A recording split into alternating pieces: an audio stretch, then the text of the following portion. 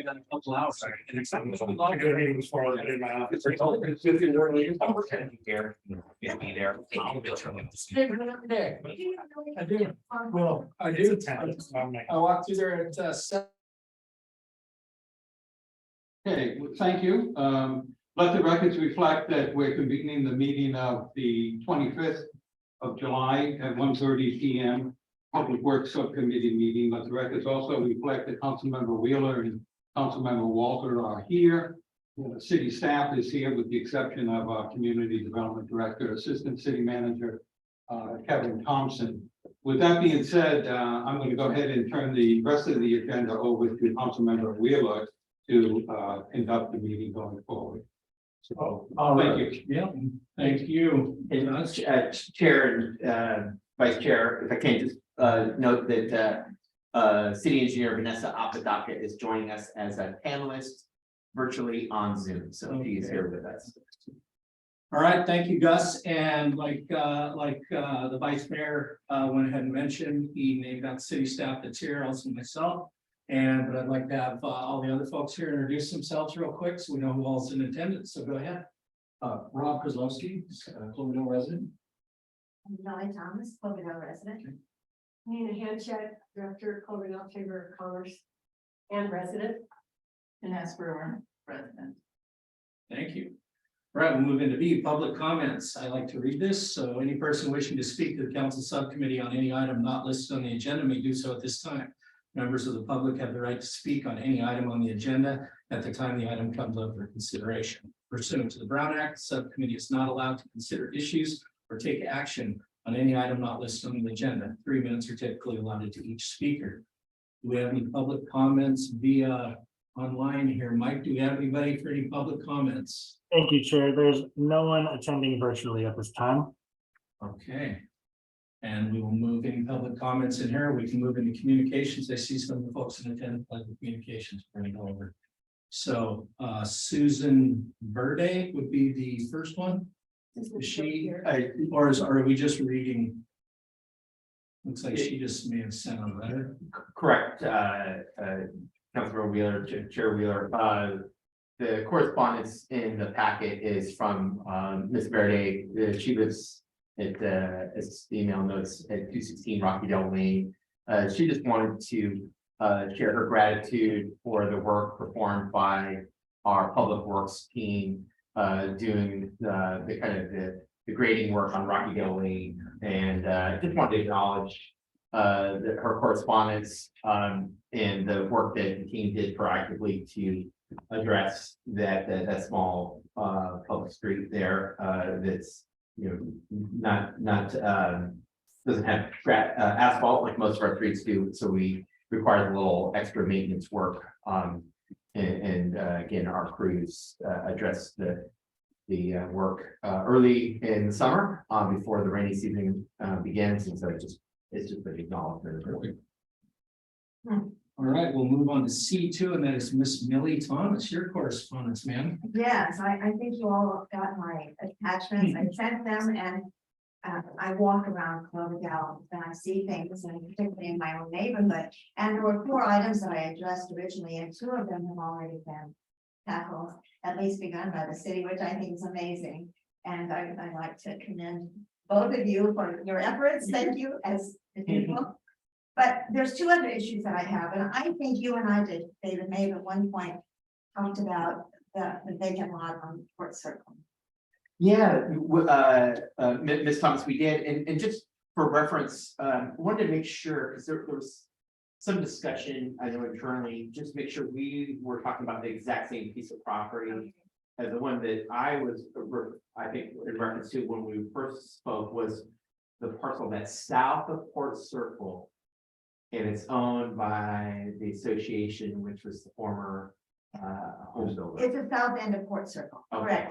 There is It's not to interrupt you, but I think where the confusion was is Port Circle kind of, I wonder, can Mike bring up Port Circle there? Or Mike, can you bring up that south end of Port Circle and the 2 lots adjacent to Foothill Boulevard? Yeah, they're right on the corner, right? They are. One's the south one. I think that's the one Christopherson owned. Are you talking the one that's in Port Circle? Correct.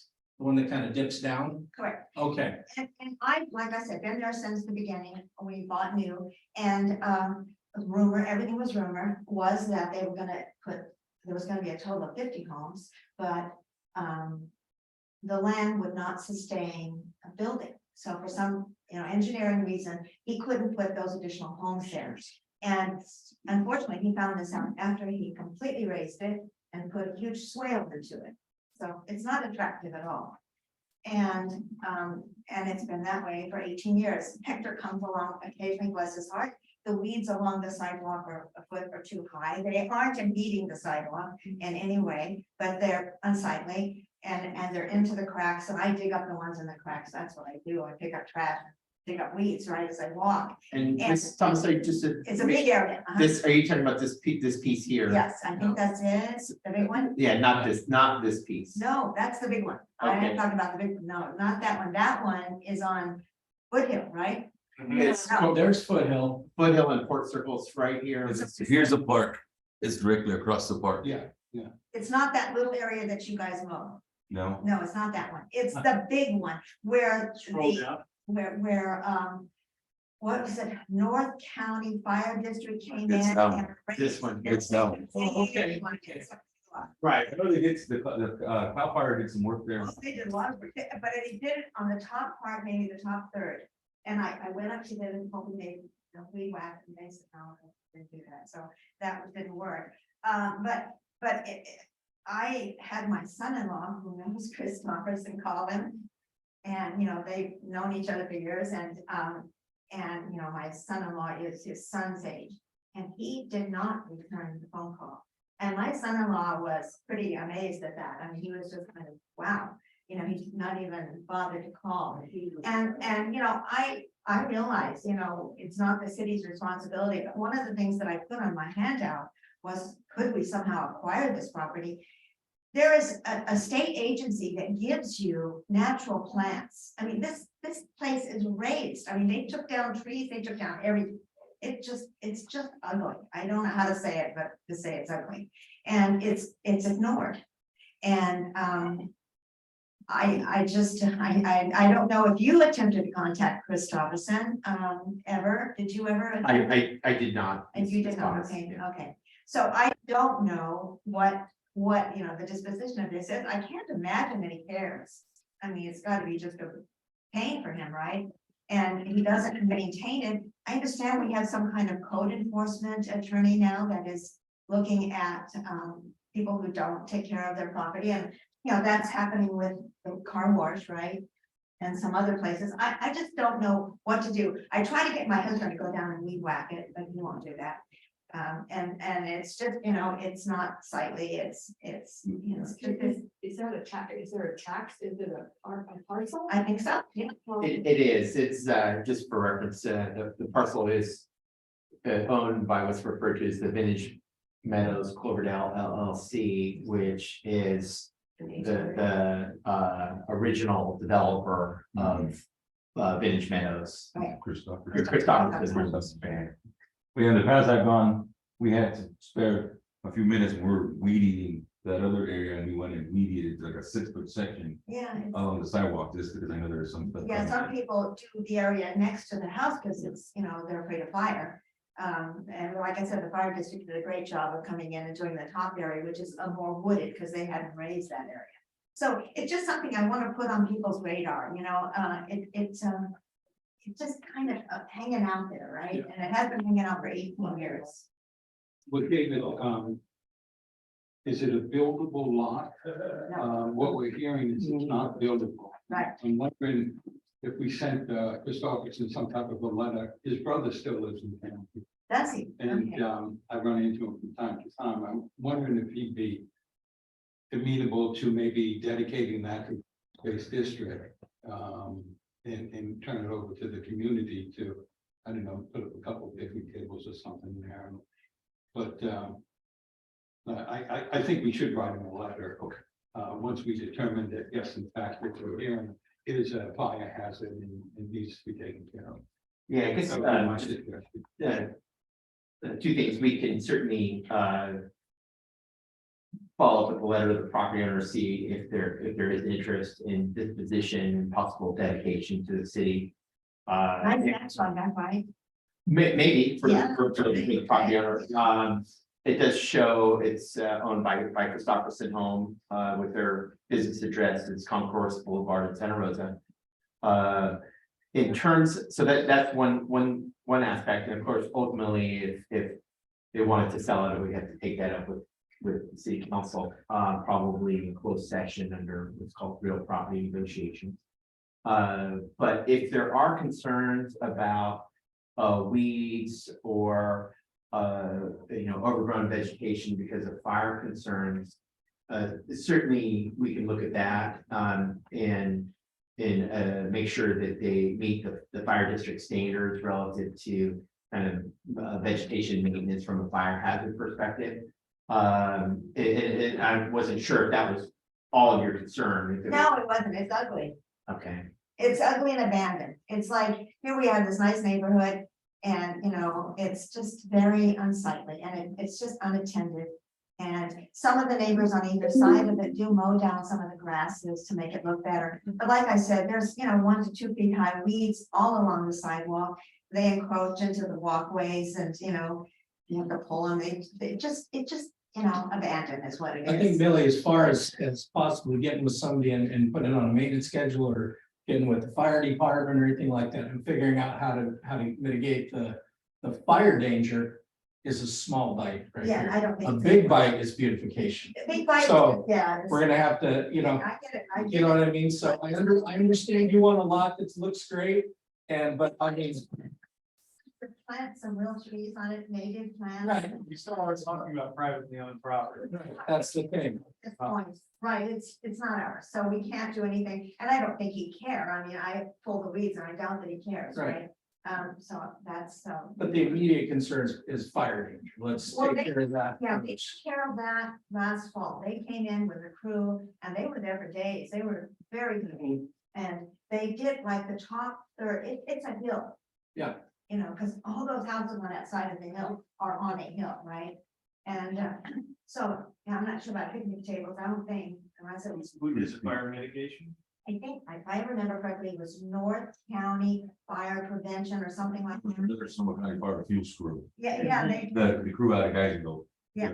The chief marshal. they were great, they were really good, they came in, it was kind of heartening to see, right? So, The fire prevention, we should be. yeah, we should be okay, yeah, and the people, like I said, the houses on either side of it sometimes mow down areas closer to their house. Because they don't, that 20-foot or 50-foot or whatever it is, perimeter that they, And your husband was absolutely right. He shouldn't go on the property and weed pack. no. Next thing you know, he'll be arrested for trespassing. I don't think so. Let us handle it. But I can pull the weeds, right? Well, they're on the sidewalk, I'm pulling the ones on the sidewalk. And finally, I'm just continuing. Before you go on, can I ask Sarah a question? Absolutely. Is it an HOA, is Fort Circle an HOA? No. Okay. No, it's, no. And the final issue that I have is the Citrus Fair Drive. And I'll give you my history there too. About 10, 12 years ago, I called the then city manager. It wasn't you, David, it was somebody else. Yeah, and I asked him about that and why it wasn't maintained.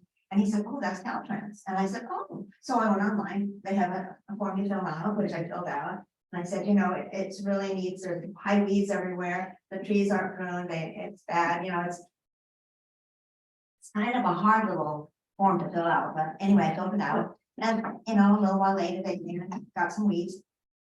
But they didn't do anything else. And then they stopped coming all together, so I went online and I did another one, a little more extensive, and I said, it's erratic. We need to have this put on a regular maintenance level. It's the entrance to our city, it says a lot, you come into our city and there's this mess, right? And the trees aren't pruned, half of them are dead, some of them are bushes. I mean, they just look bad, right? And so they did come back, and sometimes they do a really great job with the weeds. I mean, I have to say, I'm impressed, but they don't do anything with the trees. And I mentioned the trees. And from what I can tell, and I'm not that great at, they look like spruce and pears, to me, a mixture. Are Yeah. they? Yeah, so it's It's a pear, ornamental pear, Ornamental. and ornamental pear is one of the trees, and then the other one is actually a sycamore. Sycamore, oh. So it's a new hybrid sycamore that's not intended to grow super tall, but in the past, in the past, the park department would go in there and weed whack 2 or 3 times a day when at that time there was not a lot of people in the public works department. And so we would, step in and help out as much as we could for the same reason that Caltrans is very non-responsive. So we did that as part every time for the citrus fair. We started there, and now with the help of there, we started there and we start from the citrus fair drive and work all, weed eat all the way up to the library, so for any event, just to make it look nice. But in the future, I would suggest in the future, if we wanted to plant some of those trees back, is probably wait till the fall. Of course. And then, No, put all I the vegetation out of there and it's. was thinking maybe we could do something, or I could do something. I'm only one of those people, little old ladies get by with a lot, that's one thing I've learned as you age, you can get by with an awful lot. And, no, everybody always relates you to their grandma or something. I don't know what it is, but, get a hold of Mark McGuire and say, hey, could you help us out with Caltrans? I think they're going to get really upset with us if we do anything. But what about some collaboration here? What about you provide the trees? What about you do, this, and this, and we do that? And if we get Mark McGuire and someone else involved, because they're both state agencies, why not? I think it's important that when you drive in, I've had people say to me, wow, that looks really awful. And it does. The trees aren't pruned. And there's bushes, there's weeds, it's awful. Why even bother to do it if you're not going to take care of it, right? I know that water is an issue, and I know in the past that the city has come by with water tanks. And if you put it in the fall, the chances are much better that it's going to survive, right? Because we're just going to need to have somebody water it, because we know they're not going to come into it. So I'm not sure what our options are, or if they would care that we did anything, but maybe we need somebody who can arbitrate for us. Well, I would like it to look good too, but at the end of the day, we're the stewards of the people, right? We'll be spending time and tax money on county property. I think I would buy the trees for you. We're talking about labor here. We're talking about labor, maybe volunteer labor, maybe some service groups. Yeah, I would like to put it in the county's court and say, hey, this has been brought up multiple times. We would like to see, Yeah, what is your reaction? Maybe they can install an irrigation system. Exactly. Yeah. something. But I think we could make it a community project, Seriously, I think it can be done if we just collaborate. I just hate to see us put on this big push of a community project and then Caltrans come in because it is their property and their state any time they can just remove everything and say, we've decided to do this. Yeah, we wanted to no trees. Well, What That's why you get Mark McGuire and Caltrans in on before the decisions are made. That's what I'm saying. Get them involved so that they agree that this is what we can do. This is what we want to do. This is what we want to do. Let's collaborate. That's where you really have to work in government, because they're busy. They have a lot of roads, right? And I think I don't know, I could call them and ask. Well, it's always a challenge when you deal with Caltrans. They don't really have a vested interest in the community. They work here and they live somewhere else, but the south exit coming off next to Starbucks, that's a nightmare. Yeah. That's the most I agree. disgusting entrance I've ever seen. Yeah. One day there's boulders there, the next day there's tractor trailers, and we've talked to them about beautifying that. You have directly, okay, No, not me directly. but the city, The city has approached them with that. I know in the past, a gentleman by the name of Ed Bowen, in his church used to water the trees along Citrus Fair, from Cloverdale Boulevard to Haskey Road. His church, I forget what it was. I'm Yeah. sorry. they also went out there and pruned the trees and cleaned up ones. They did a great job. But, I agree with you. It's a beautiful entrance to the city. We have new city signs. It should be beautified. The question is, who does it? For us to go by and with a mule and dump some water on it a couple times a year, probably won't be a problem. And, I'm of the opinion, just throw a tree in there and see what happens. But, mowing the grass on the ramps and all, that's up to them. And they have done it. Yeah. That they do. But the media strip, they tend not to. Yeah, they tend not to prune the trees, they make me shudder, and they tend to not, and I asked, maybe not you, maybe the former guy, I could go out there and prune. You guys said, no, it wouldn't be safe, I couldn't do it, so I would go out there, and dig up weeds, I have a PhD in weed pulling. I know we will definitely coordinate with the volunteer group Right. to perform some work out there. Actually, Councilmember Wheeler is kind of leading up Yeah, volunteer for public works type. just gonna bring that up. Yeah, I'm working with Bobby Spagnola.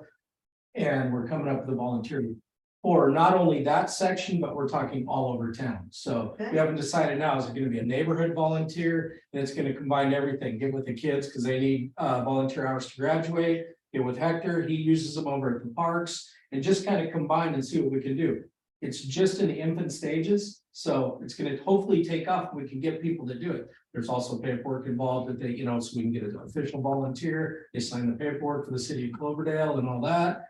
So it's working, it's not gonna be immediate, but we're working on that right now. If we can get volunteers, that'd be a perfect spot to start. Okay, but nobody wants to work on it unless Caltrans is in agreement, right? Is that it? Well, I think. Is that what you're saying? Chair Should be putting off. and Vice Mayor, what I'm recommend is we correspond. I do have the contact information for Caltrans Maintenance Department. Bring this to their attention and ask if they are not so inclined.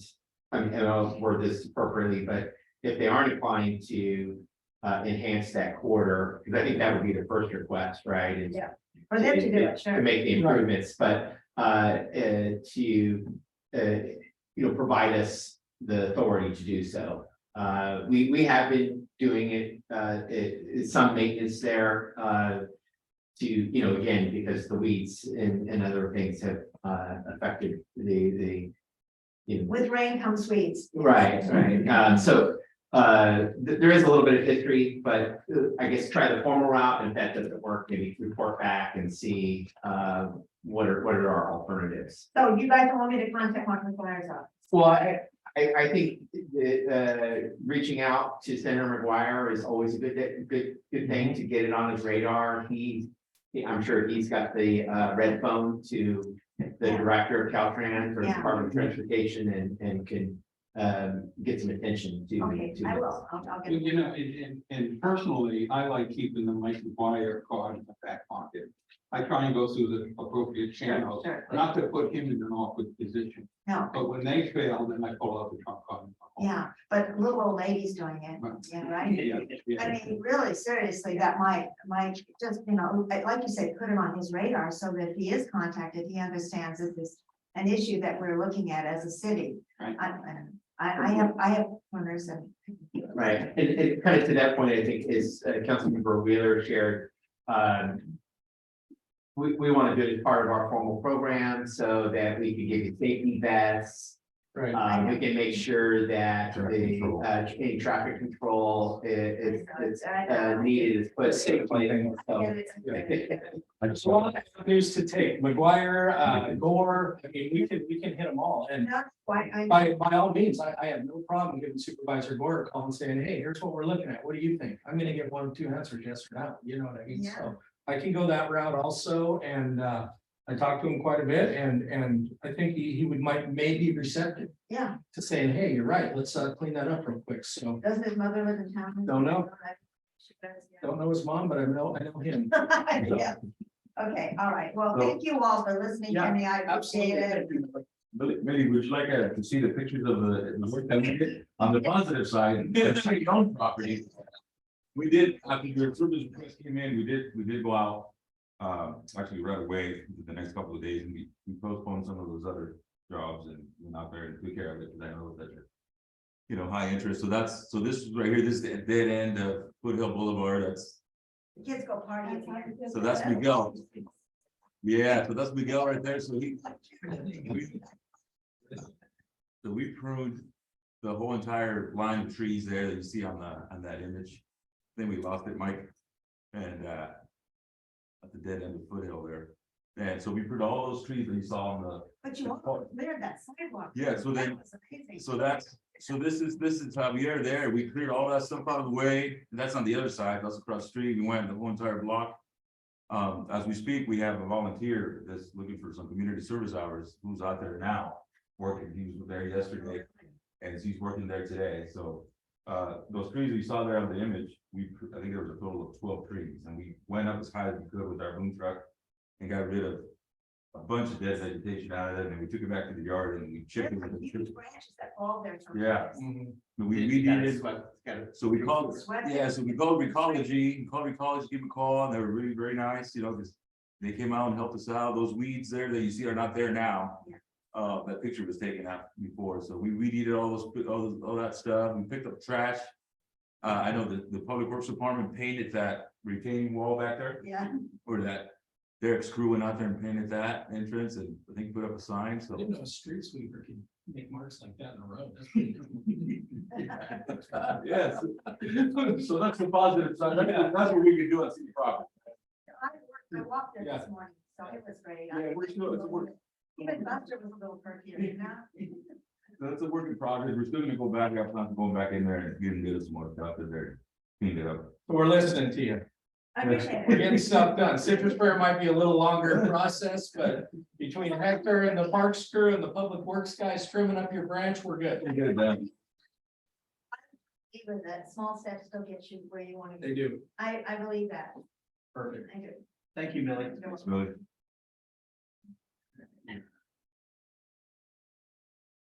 Hector, is that the community service hours from high school students? or- yes, so they're required, I think it's 60 hours of community service hours to graduate. Oh, wow. So I've made a few flyers, and every once in a while I send them out to the schools to try to target some of those kids. And so far, we average probably about 1 or 2 kids a month, That's great. especially during the summertime when they're off school. Yeah.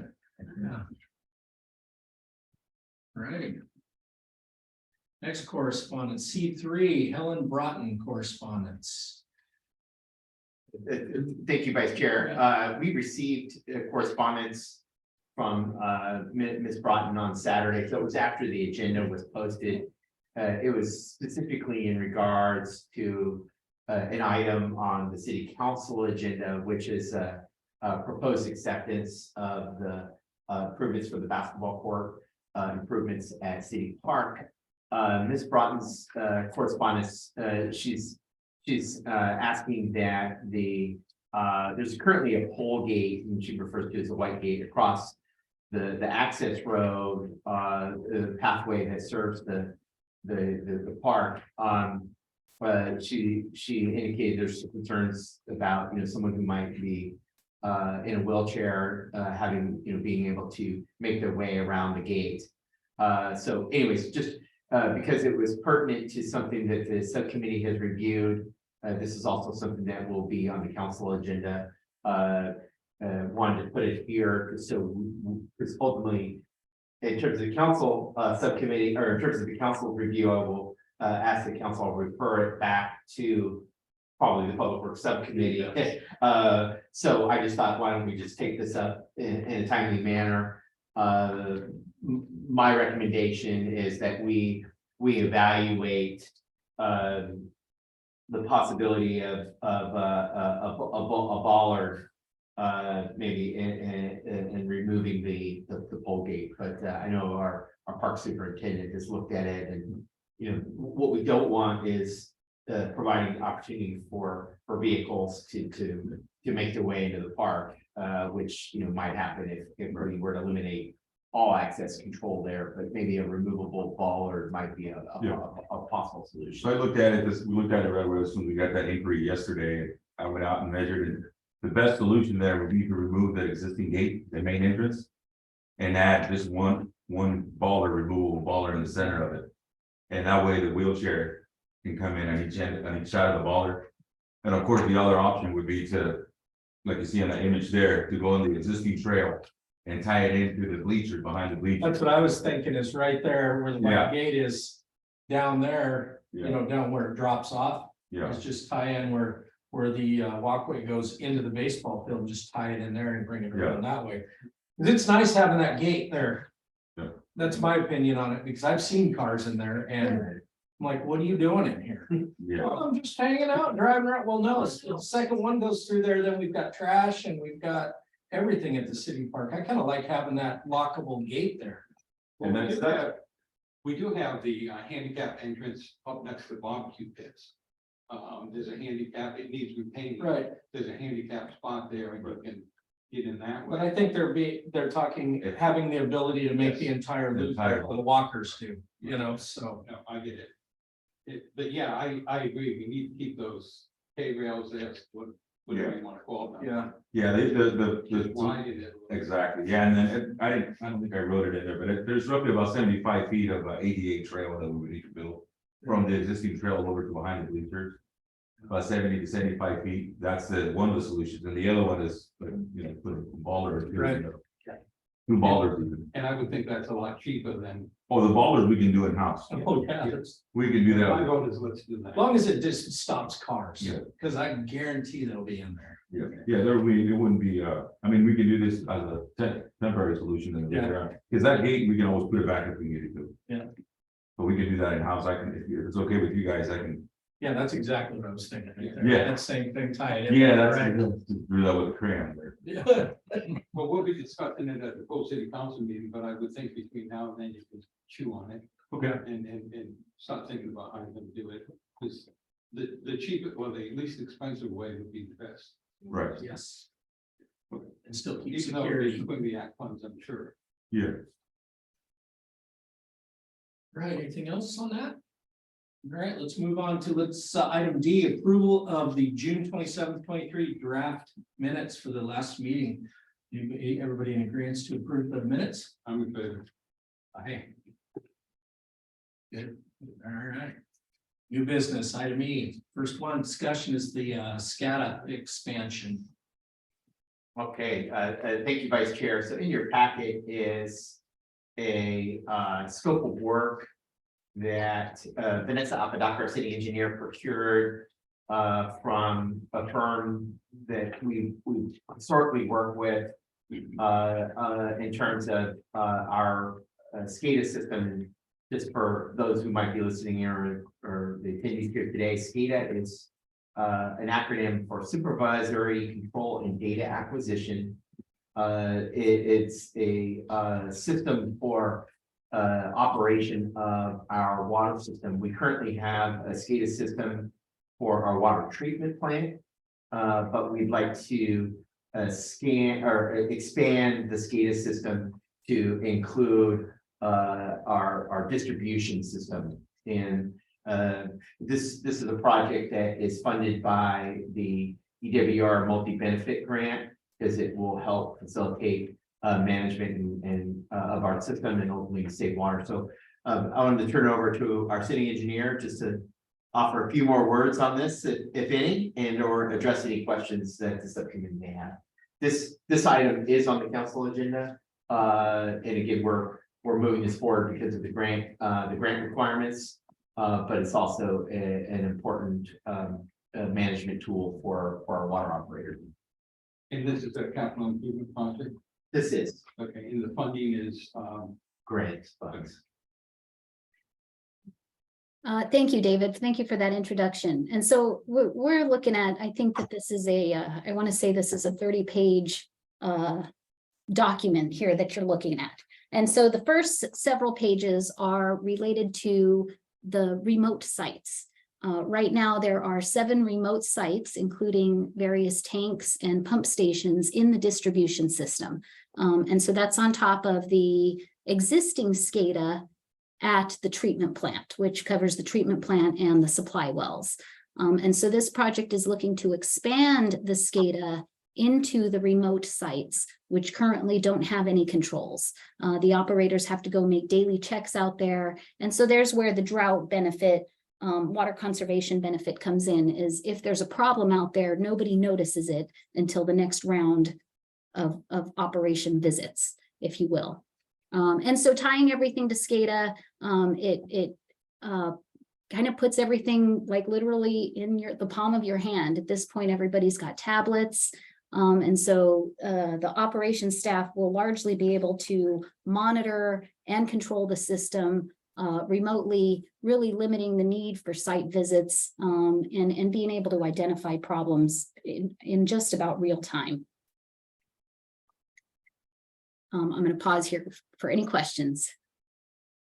Is the total project, did I read it right? It's about $400,000? This particular proposal includes kind of design build components from ArcSign.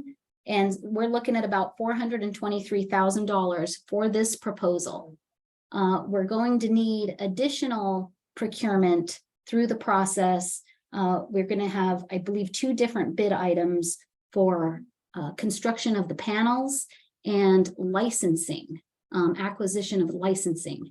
And so, but that's all kind of baked into this ArcSign proposal, but we will be going after bids for these other little components. So this is not the entirety of the project.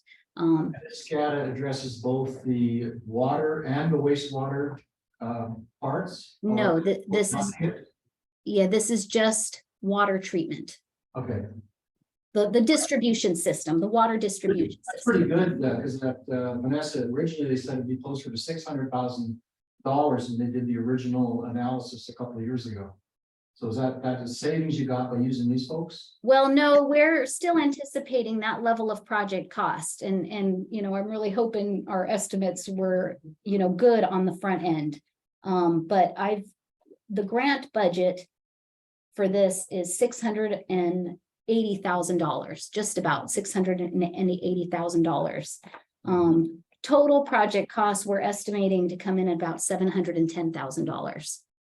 Okay, that's great. So that's the grant money going to be used instead of the rate payers with the rate increase money, correct? Well, this, I can't quite recall without looking at the capital improvement plan, but I believe this project was projected out, boy, I want to say 20 years out. And so because this grant opportunity became available, we went after it as a drought relief project. That's right. That's So originally going to be 2026 and beyond was the time frame, and now it's being pulled in, right, because of the grant. correct. And so this may realize some savings in several cycles of rate increase, but it's not, it doesn't really have any bearing on the rate increase that we're looking at. And David mentioned also this will help us save water. Is that quantifiable in the proposal? And then secondly, does this help us identify where all the leaks are to mitigate the fact that there's a lot of leaks and a lot of unbilled water to help, you know, reduce that component of cost? The anticipated water savings were quantified in our grant application. They're not quantified here in this proposal. Okay, I didn't see it there. Okay, thank you. And I'm sorry, what was the second half of your question? Oh, on finding, does this help us detect leaks quicker? And if so, any unbilled water, which I guess would be part of a leak maybe? It does have the ability to identify problems quicker. Like I was saying a little bit ago, right now, operations staff makes a daily visit to these sites. And so if a problem happens an hour after one of these daily visits, that problem would go unnoticed for 23 hours in theory. And so this would make a problem become readily apparent in very short time. And so there should be some, in the event of a leak or some other problem in the system, this would give kind of real-time information to the operations staff. Thank you. Vanessa, just a couple of quick questions. You mentioned that there were still 2 components that have to go out on bid. And I believe you said one of them was licensing. Yeah, so let me run through here. So the scope of services here, it starts here on page 5 of this draft scope. So project management and meetings, that's just kind of ongoing throughout the project. Site investigation and radio coordination. Design engineering, which includes a 30% design submittal, a 95% design submittal, and then final design, specifications and drawings. You get Control panel procurement is task number 4. And so that's one of the items that is going to go out to bid, is the control panel, the fabrication of the control panels. Equipment and licensing procurement is task number 5. Program, oh, go ahead. Talk about the licensing. How long is that good for? And what's the cost breakout separate for the license? Do you know offhand? I don't know offhand. I will have to follow up and find out. And then I guess my next question pertains around the life expectancy of the equipment. Is it, sometimes we buy equipment and we get a real good price on it, and lo and behold, 12 months later, they quit manufacturing that particular item and the parts that we need to replace. So is there some type of longevity prediction on how long these products are going to last for in replacement parts? Well, and I think, ideally, public works like this are designed to last somewhere between 30 and 50 years. Unfortunately, with the kind of technology and software, we see things becoming obsolete pretty regularly. Even still, though, I think we're going to move forward in a manner that kind of captures the most benefit for the cost as much as possible. But that is an excellent segue into my next topic of discussion here. Okay. Okay, let's see. So back to this original scope here. Programming and configuration would be a construction related expense. System installation and system startup and testing are all included in this scope.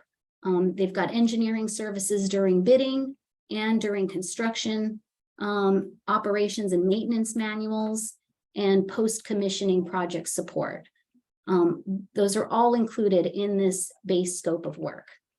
Again, we've got a fee estimate that's also in here, but aside from all the gory details, we're looking at a total project cost from ArcSign for this scope of services to the tune of $423,100. And then they've got a kind of a schedule in here. They're calling it task durations, but there's kind of a schedule embedded in here. The last few pages of this attachment include potential SCADA upgrades to the treatment plant. Now, this is not included in the grant scope. The grant scope was really focused on the remote sites, but in doing this coordination with ArcSign, we've been working with them on this since early April. So this has been several months in the making. And they have come back and said that while it's doable, the equipment at the plant is becoming obsolete, which is kind of what you were talking about a little bit ago. And so they've said that it's doable, but it's not a preferred integration method. And they would really like to provide the city with a scope and fee to upgrade the SCADA at the treatment plant and the well sites. And so they haven't provided a fee because this is all still just kind of a talking point, but they did include a scope. And that's just in this packet for you guys here. Vanessa, I think you just answered the question I had. Is the existing SCADA at the plant going to jive with the new stuff, or in 6 months are we going to see that we need to upgrade something across the board to make it all work, and we're going to be chasing that tail for years, It is integratable, but it's kind of to the point. I mean, they use the word obsolete hardware and software. It's unsupported, I think is largely what the problem is. And I've heard Darren say the same thing. When he needs help on this stuff, it's unsupported. There's not really any, I don't want to say licensing, that's not the right word for it, but it's becoming a point where it is somewhat obsolete. And so the companies that supply the stuff are very hesitant to provide support. And I think a lot of this, certainly Darren would love to have the updated SCADA. I think it would be good for the city, especially if we're doing this big expansion project into the remote sites. But this isn't a decision that needs to happen today. It's just, I think for this water treatment plant SCADA upgrade, I'm just kind of introducing that idea today. when we're sending this up to council, right? Right, this is on the council agenda for council's consideration on Wednesday. It's seeking council's approval to proceed with entering into a contract with ArcSign. Unfortunately, this area field of expertise, there's limited contractors that provide SCADA services, so there's not a lot of options. ArcSign is firm, they're out of Reading, but they're the ones who designed the original SCADA system, and we've contracted with them regularly to just try to continue to do routine updates to our system, keep it operational.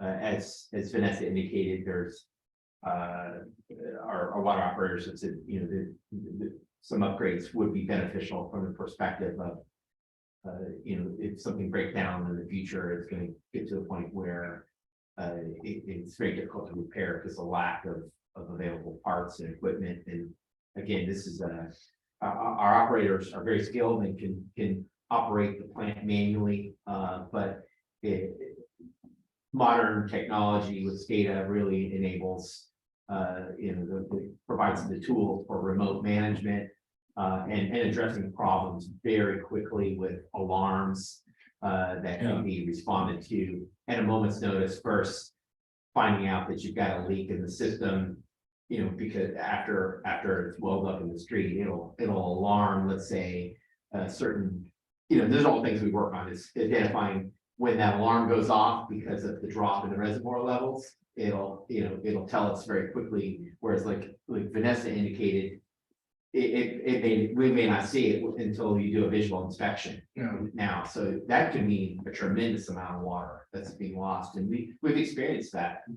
Sometimes that water is, that lost water doesn't immediately bubble up and Goes into the storm drain. right. We're looking for it. Everybody was out there looking. So, and the other part being in the distribution system, it'll help, I think, us find if there are leaks. And it's important to note that in terms of water in the distribution system, generally that is unbilled water. It's only billed at the point when it makes its way through a meter. And of course, we're addressing that with our AMI meter project that we're going to be starting. Well, that was my big thing, I think, and Vanessa answered. It was like you get all this fancy brand new SCADA system out there for the remote sites, and then you're stuck with the dinosaur at the plant, constantly trying to balance it out. And if they don't talk, then you turn around, and so it'd be nice to just get the whole system, and these guys can sit back, like you said, and palm their hand and tell you what's going on. So well, with the subcommittee support, we can proceed to work with ArcSign, obviously seek council approval for the contract. This grant funded. We'll work with ArcSign to get a proposal for upgrading of the SCADA system at the treatment plant, but we'll have to look at it in the context of the financial plan for the utility to see how that fits in from a budgetary perspective, how that fits in with rates, and bring that back. we should do that and just upgrade them both. Okay. Just two more quick questions. Is there a time sensitive tied to the grant money? There is a schedule with the grant, but we are on track but we do need to enter into a contract with these guys fairly soon. I mean, Is that the 2-year contract that we had? the 3 million that came in? grant agreement, let's see, I've got it here in front of me here. Because I think it's a reimbursable grant. We have until 2026, early 2026 to be done. And so I would have my eye on sunsetting this project by the end of 2025. Okay. And then lastly, this is more a question for David than anybody else. With the new system in place, how does it affect our emergency operations center when it's activated? When we have the tub fires and the coffee fires and all, I know Paul Keller didn't rely on anything electronic or mechanical. He sent the crew out to look in each tank to make sure we had water, as opposed to relying on gauges. We'll continue to do that and not rely 100% on SCADA under certain situations. Yeah, I think in emergency conditions, there's still some reliance on the old fashioned method of visual inspection. Right. We'll also, the part of the upgrade, be looking at, what kind of redundancy we can build in so that if we lose internet access, for example. Will there be cell backup, or if we have cell, will there be internet backup? Right. So those are all things that we'll try to, seek opportunities to, that's what we're trying to do, build resiliency into our system. So we'll look for those opportunities and, to a certain extent, we are reliant on, cell service or internet service or some of those external services, which we have experienced losing during major emergency events. That was it. Thank you, Vanessa. Vanessa, I just had one last question. I didn't see on the remote sites, the Cherry Creek Reservoir on there. Is it named something different on that table? Well, much to my chagrin anyways, apparently several of these remote sites have a couple of different names.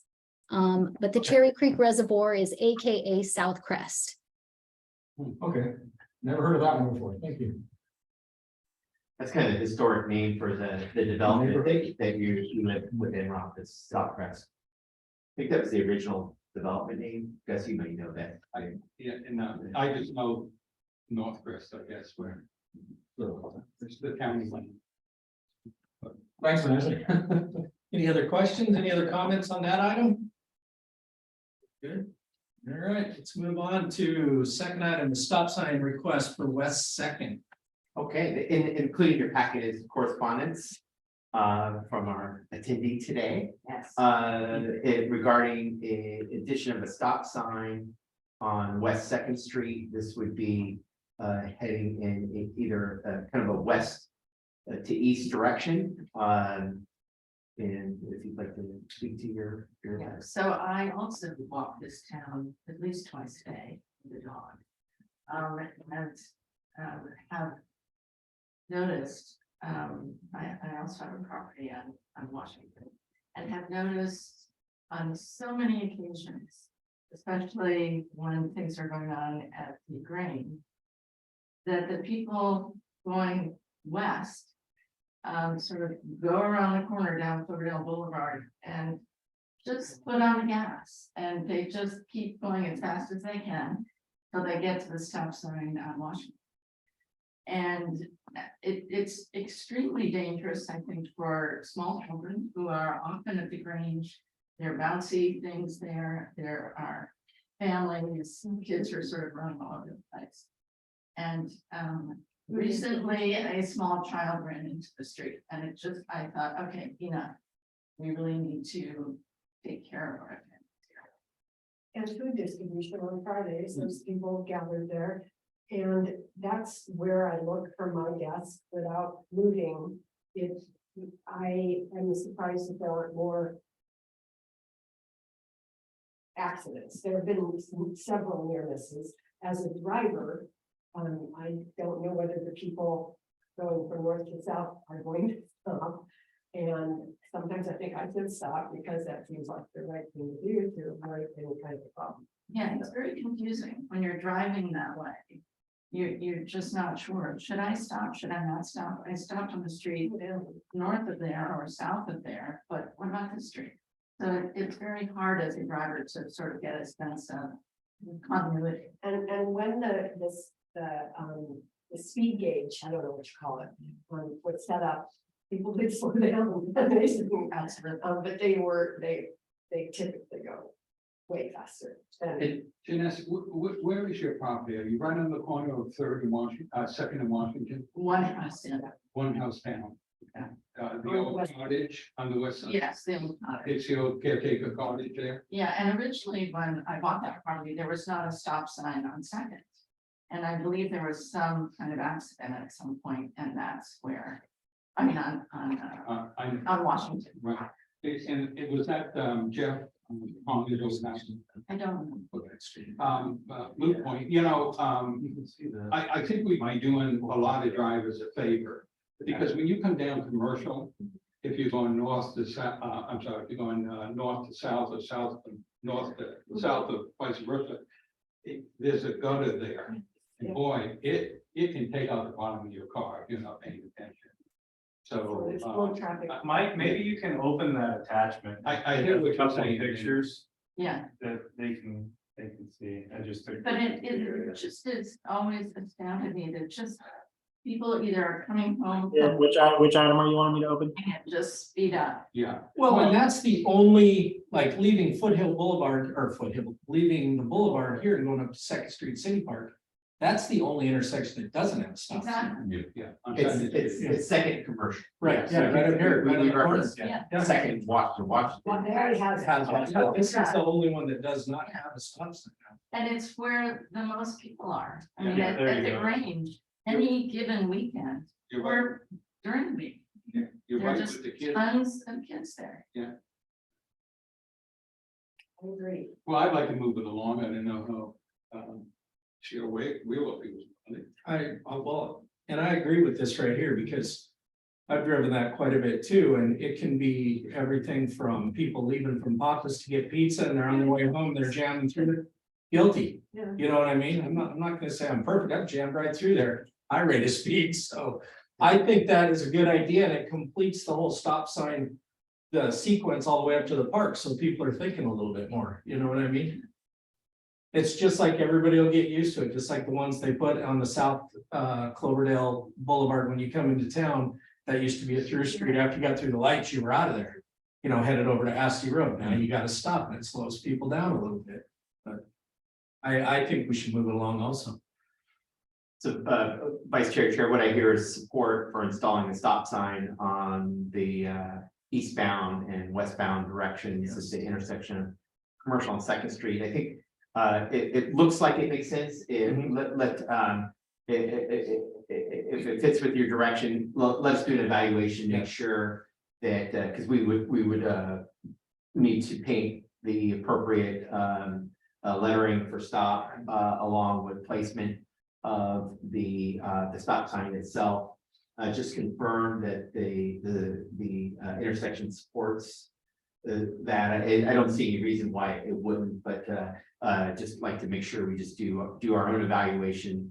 It seems to be consistent with what's done at Washington Street and Jefferson, so I don't see an immediate issue, but if we can just do it, do an assessment, make sure we've got sufficient travel path and for the lettering and the signs, we can proceed. And what do you think the timetable is something? Well, I'd probably have asked our city engineer just to conduct a visit, work with our public works director. And if we've got we'll have to determine if we've got the lettering. I know. Right, we'll have to order the letter. You probably do that now.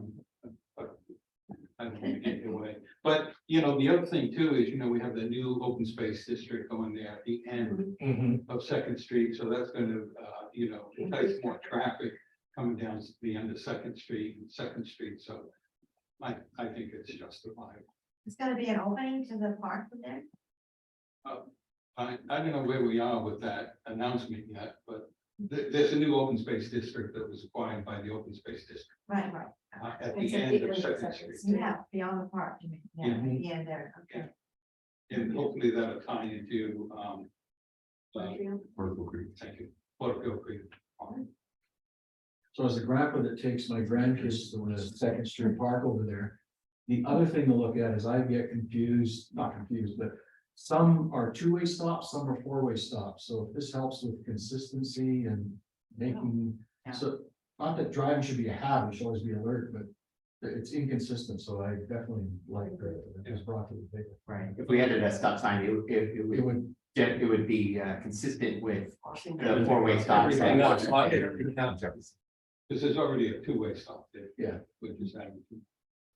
Some of those stop signs are hard to see yeah. covered the because they're trees. covered with the trees. Yeah, it's noticed, Yeah, we just did a couple of trees today. yeah, you noticed it too, okay. Yes. Because if you're coming, you see it in the last 20 feet, Thanks. That was it. Thank you, full city council, David. It may, maybe as a consent item, we'll take a look with our analysis. Yeah, I mean, I don't. They can if you guys wanted to. What's that? Well, I'm gonna leave that to David. He'll decide whether it's within our preview to. The review. All righty, thank you, Chance. Welcome. Thank you for this. And I'm getting. Very nice. You guys taking care of the city now. Thank you. I guess I should leave you.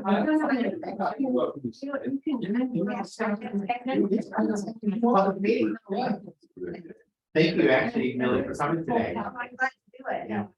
I love projects. My back is when I have several projects going.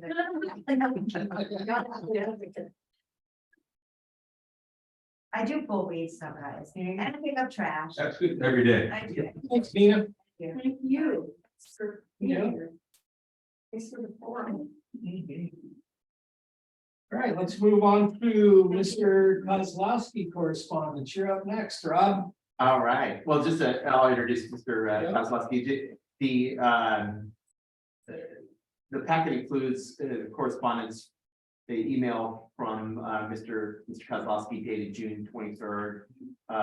We did include this correspondence on the June 27th committee agenda, and there's a number of issues that we started to discuss in more detail that we're just want to make sure we stay on the agenda. So we asked to continue this item, and we've placed again the item formally on the agenda. And there was again a number of questions that Mr. Kozlowski has raised, and I guess I don't know, in the meantime, if from the prior discussion to now, if there's anything that you want to That opine was on. mainly just to hear back from, I took it from my study that you were gonna chew it over and see what kind of response we could have for some of the issues that are outstanding. So, because as I mentioned last time, I was really happy that the drought surcharge was removed. That makes the bill more manageable.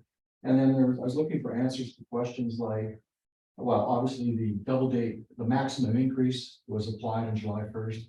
Is that something that's going to continue? And if so, why for next summer, the summer after? Because originally the spirit of these maximum increases would be a maximum, be unlikely that the maximum would be applied every year for 5 years. And it looks like this year it was again. Well, And why I say that, Gus, you talked over the last time, and that's why I asked a lot about the grants. The grant money came in for SCADA, so we're pulling it in. That project shouldn't cause rates to go up again. The SCADA for the wastewater, that was in here to the tune of around I don't think $546,000 for 24, 25, 26. Now that's part of our rate increase. That should cover that for those other years. Unless this whole thing is going to be redone, that was done in the original report.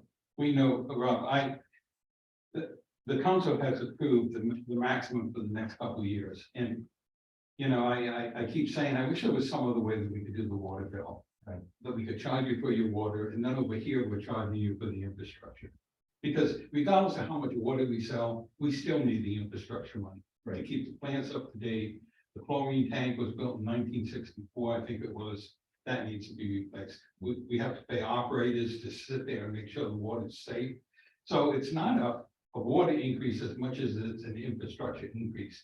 And we have fallen behind like so many cities because they constantly kick the can down the road.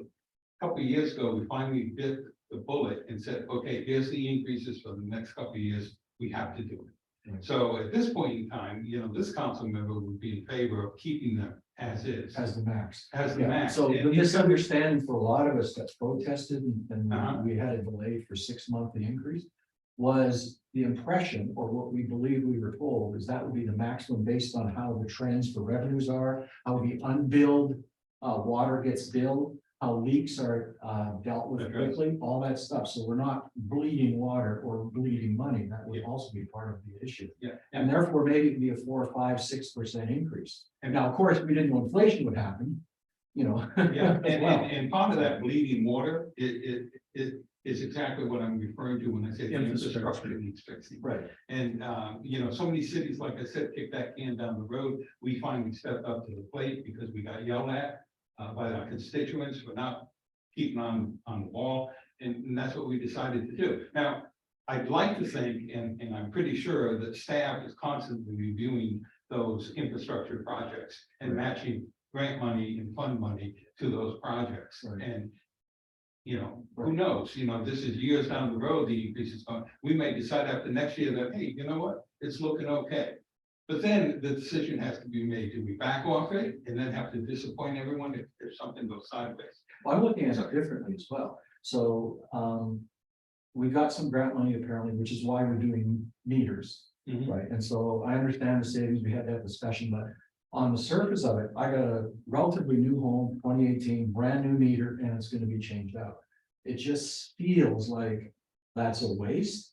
And meanwhile, the paint is fading, all the work folks did at the Cherry Creek Reservoir.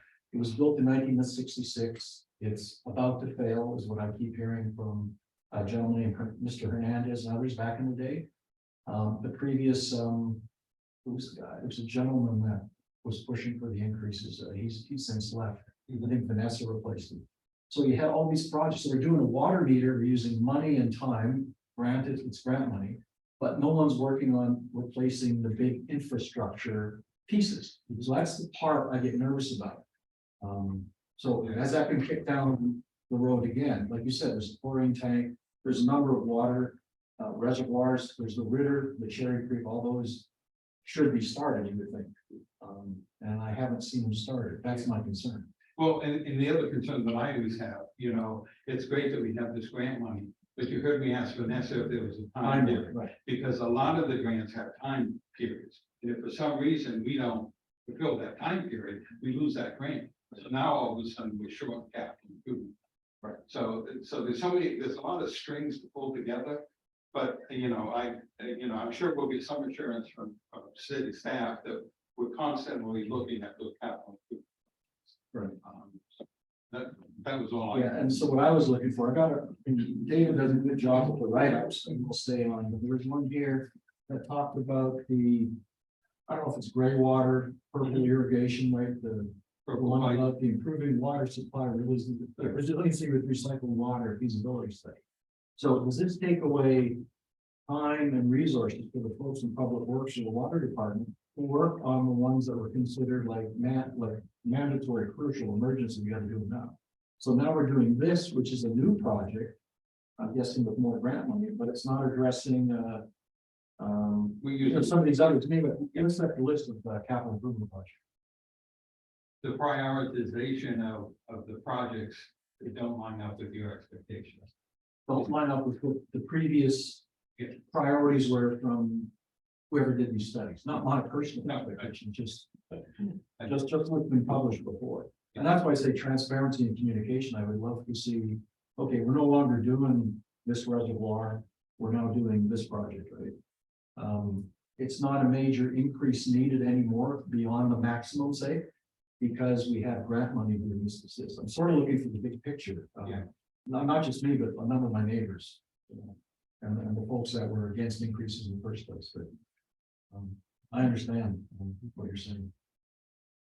And as far as some of those, I believe it's, I remember correctly, South Crest or whatever, that's one that really needs to be replaced, right? That weren't they doing anything hydraulic or whatever study on that to see if we were going to go with one tank versus two tanks? We had the ability to do maintenance and still have water distribution and do it on one tank versus, so those are still out there. I'm not sure exactly where they're at now because we've kind of tabled them for a second on that, but they are still being talked about. They still are priority. They haven't dropped in priority. It's just trying to get the funds together, the grants, all that to come together to continue to meet those expectations right there. Right. Well, my concern is we're taking on so many grant-based projects, that there's not enough people in the water department or the sewage department to get on these other projects. Does that make sense? That's my observation over the last year and a half. Vice Chair McCann, just to kind of touch on a couple of topics. One, staff certainly believes that the Cherry Creek or South Crest Reservoir replacement is one of our most critical capital improvement projects. We did complete a feasibility study to assess the replacement of the existing tank. And there were two options provided for that. It was, one very large tank or two tanks. To address we would like to see a 500,000 gallons of storage. We believe a two tank option or solution is the best option for that. So that we can perform the appropriate maintenance and be able to take one tank offline and the next step in that process is the hydraulic evaluation, which you referenced. Actually, West Yost, the team is not seeing specific or being overseen specifically by our city engineer, but our team at West Yost has been actively working on the hydraulic evaluation. That's of course critical to ensuring that the solution, meets all the fire flow, pressure requirements, and everything for the tank project. I've also recommended, actually we talked about it at our senior staff on Monday. Whether we can kind of start or kickstart that design phase. It's kind of critical to inform that with the hydraulic evaluation. So we're post haste trying to get that work done. I know there's been some modeling work that's been completed as part of that. So that's really our next step, is get that hydraulic evaluation analysis done, and then we'll do an RFP to do the design services for the set of new tanks. So hopefully, they kind of, unfortunately, they take time, but that's really our goal, is to get, that's our most critical project, and that's one we're moving forward. Some of the other projects that are identified in the water utility capital spending plan for the 5-year period of the rates included the new well, which we talked a little bit about last time. That was anticipated to be paid for by new development. We did collect some impact fees for Baumgartner that helped us kind of meet some of the financial costs of that effort. Of course, Cherry Creek Reservoir is the most significant project on the CIP list, and then water main replacement is another one. We're looking at doing a fairly significant component for the Clark Avenue, and I know our staff is looking at other projects. And then the meter radio read upgrade, that's a project we are going to literally start on August 1st. Yeah. That'll be the next Cloverdale Connect article, will be specifically about the meter replacement project, providing all the FAQs to the residents about that. Well, and as far as those new meters too, and I understand 2018, you got a brand new meter, but I think these new meters are going to give you the ability to actually log into a portal and see, Right. you know what I mean? So new meters, or be able to see exactly what's going on. So many things you gotta log It into. is. You get a list of passwords and just see what you're doing. Right. I know. And identify things like people say that, they say, well, just, send me the bill. Well, when you get a bill for 10 times what your usual usage, Right. and people say, why didn't you let me know? Well, we look at your meter once a month. Turns out the day after we looked at it, you had a leak on your side, and you guys used all that water. The customer will be able to identify that almost immediately, which does save a lot. So we're the SCADA system. Pretty much. Yes. Well, it'll enable us to better, the scale will enable us to track water usage within the distribution system.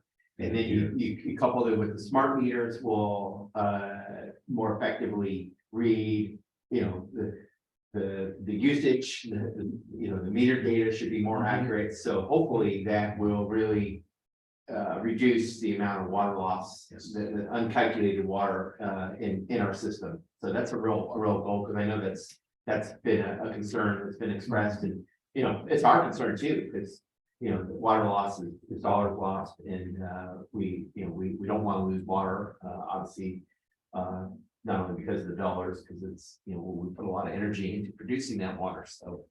So David, like the Cherry Creek or the South Crest Reservoir, is Ritter in the same state? Is the chlorine The extra contact chlorine, is that in the same state, like they're all moving along, we just don't Yeah, we hear haven't, much about them, or? Because those are the big ones, right? yeah, Ritter is slated for 25, 26 and beyond, so.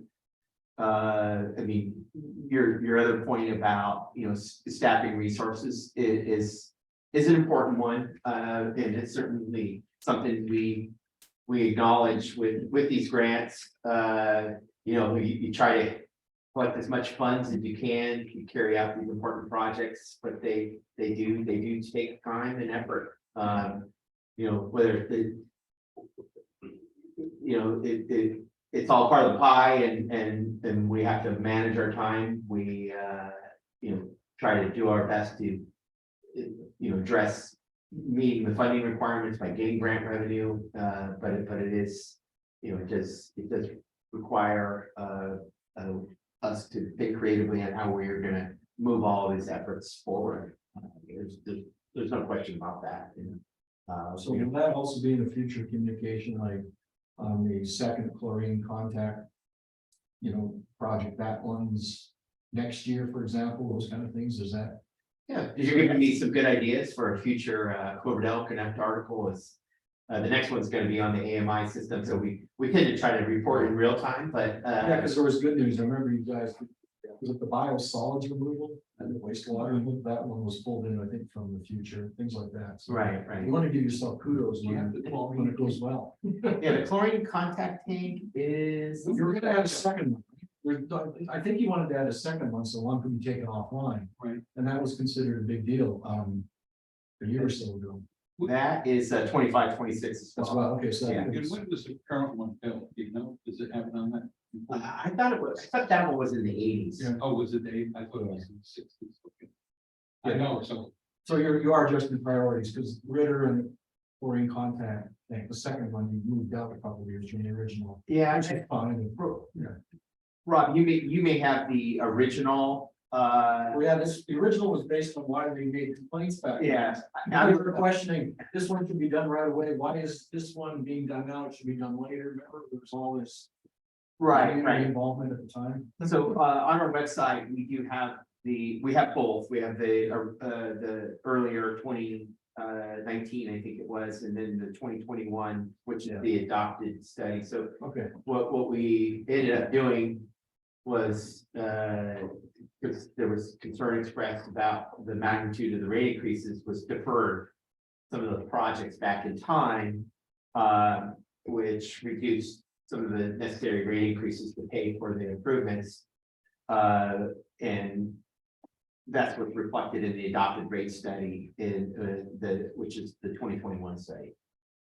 Are these, I'm sorry, Oh, go ahead. I was gonna ask, are these priority lists online? I mean, They are, okay, yeah. on your, just on the city website. So we have a webpage dedicated to the water rates, so you can look, just at the project, as Mr. Kozlowski was asking about the what council adopted in terms of rate increases that occur on an annual basis. That was ultimately adopted by council. The rate study is really a financial plan, and included as part of that is the list of infrastructure improvements that were going to be financed by the rate revenue. So there's a direct correlation between those projects and the rates, and then add in the mix, we sometimes when we see these grant opportunities, they may only fund certain projects, like the DWR grant that we received covered things that the rate study had projected beyond, out in time, but because because of the way the grant requirements were, well, we couldn't necessarily fund like a chlorine contact tank because it's not going to reduce it's not going to affect the drought. So we try to apply for those elements we know we need to get done out in time, and that's going to bring revenue in. So the way I view it is that hopefully it's going to offset future rate increases, by taking care of some of these important capital improvements. Unfortunately, as we talked about with SCADA, things become obsolete, and so it becomes, it's a continuous process. And things get more expensive. Way more expensive. Every time. Right. Thanks, don't mean to be a pain, but I just want to keep your feet to the fire, just so we can understand, because I'm sort of, there's a lot of folks we've been talking about since we originally did a little mini protest back then. Rob, I gotta tell you, don't ever feel guilty about keeping our feet to the fire. Absolutely. Things slip through the cracks, and unless you tell us, we don't know. Your feedback's important, even if it's negative or something we don't agree with. Yeah. But we. Well, most of it's positive, right? The water's good, and there's no lead in the water. No flint issue. The only thing I'm worried about, by the way, did you see these articles, the state's looking at trying to mandate, what's it called, PFAS, some kind of. PFAS, we actually test for PFAS, Okay, so and, so that's like, oh my God, that's an potential rate increase, right? well, the testing is not inexpensive. It's part of our testing regime. I think luckily we test negative for PFAS, but it's a forever chemical that's present, ever present in all the chemicals in plastics in the world. So it does add a regulatory burden for us, but we do test for it. Thank you. Yep, thank you. Alrighty. We'll get logged back in here. All right. That's the last of that. So let's move into item F, our standing items. And I think we've gone through these on the past 2 or 3. Chair, do we have one more? Did I miss them? First Street. Oh, Road. I'm sorry about that. Yeah, you're right. This. Thanks, Rob. This was agendized, at the request of the chair, vice mayor, we kind of talked about, some of these items when they're future, we'll put them as future, but this was one I thought was important for us to take up as new business. This is in regards to the pavement conditions of First Street between Main and the Boulevard.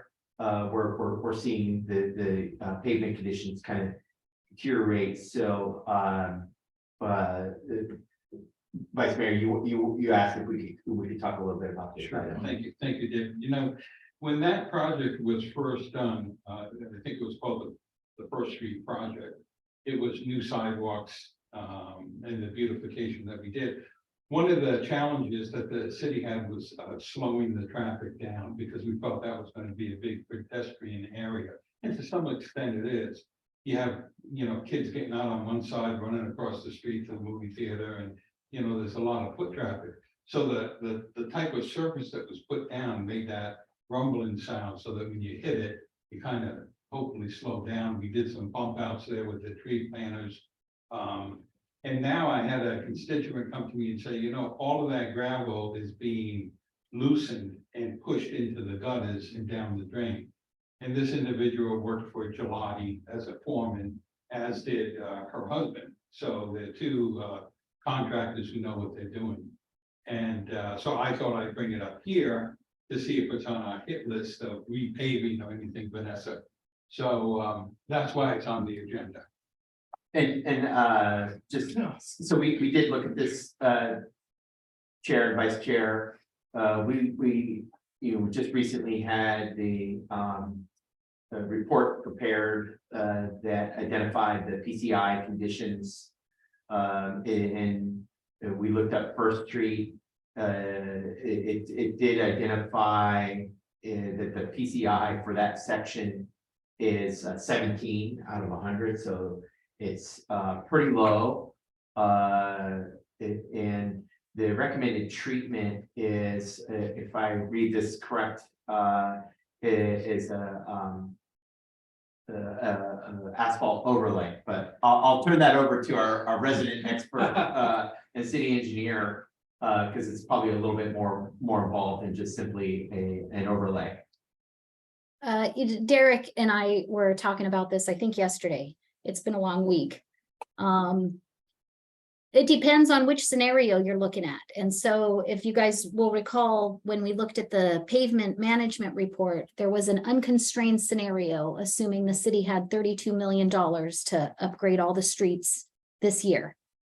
That scenario recommends a reconstruction. If we go into the other scenarios under current funding, the current funding scenario, that recommends a slurry seal. The other two scenarios were to maintain the current pavement condition index or to increase it by 5 points. Both of those scenarios recommend a slurry seal this year and an overlay next year. And so our recommendation would be to just move forward with the overlay like David introduced. Yeah, I think Mike, can you pull up those PDFs that I sent you?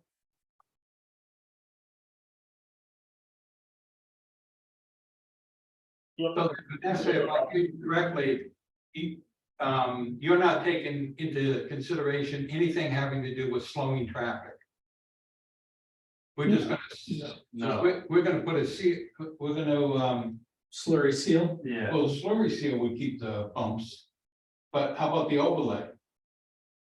the overlay would be a 3-inch overlay. So we'll take care of. So it'd be. Yeah, it would we wouldn't be, have that yeah. any longer. Right, we would not have those bumps. It'd be a very smooth. Yeah, it'd be a regular. Asphalt layer, I think 3 inches is what's Yeah, recommended. Yeah, it's been like Vanessa said that one of the, what is that on right now? Maintain the current PCI has us doing a slurry seal 1 year and then the next year doing The overlay. a overlay. And that would keep us at a 17. And Yeah. then the overlay would bring us up to 46. 47. Which if we have budget, doing slurry seal 1 year and overlay the next year, kind of like, we might as well do this Now- overlay right off of that. It's pretty, I got, something just comes to mind. I know when Saturday, when they made the announcement about the northern, the 7.4 million they got for northern fire protection or whatever. I know Gore was there and the mayor was there.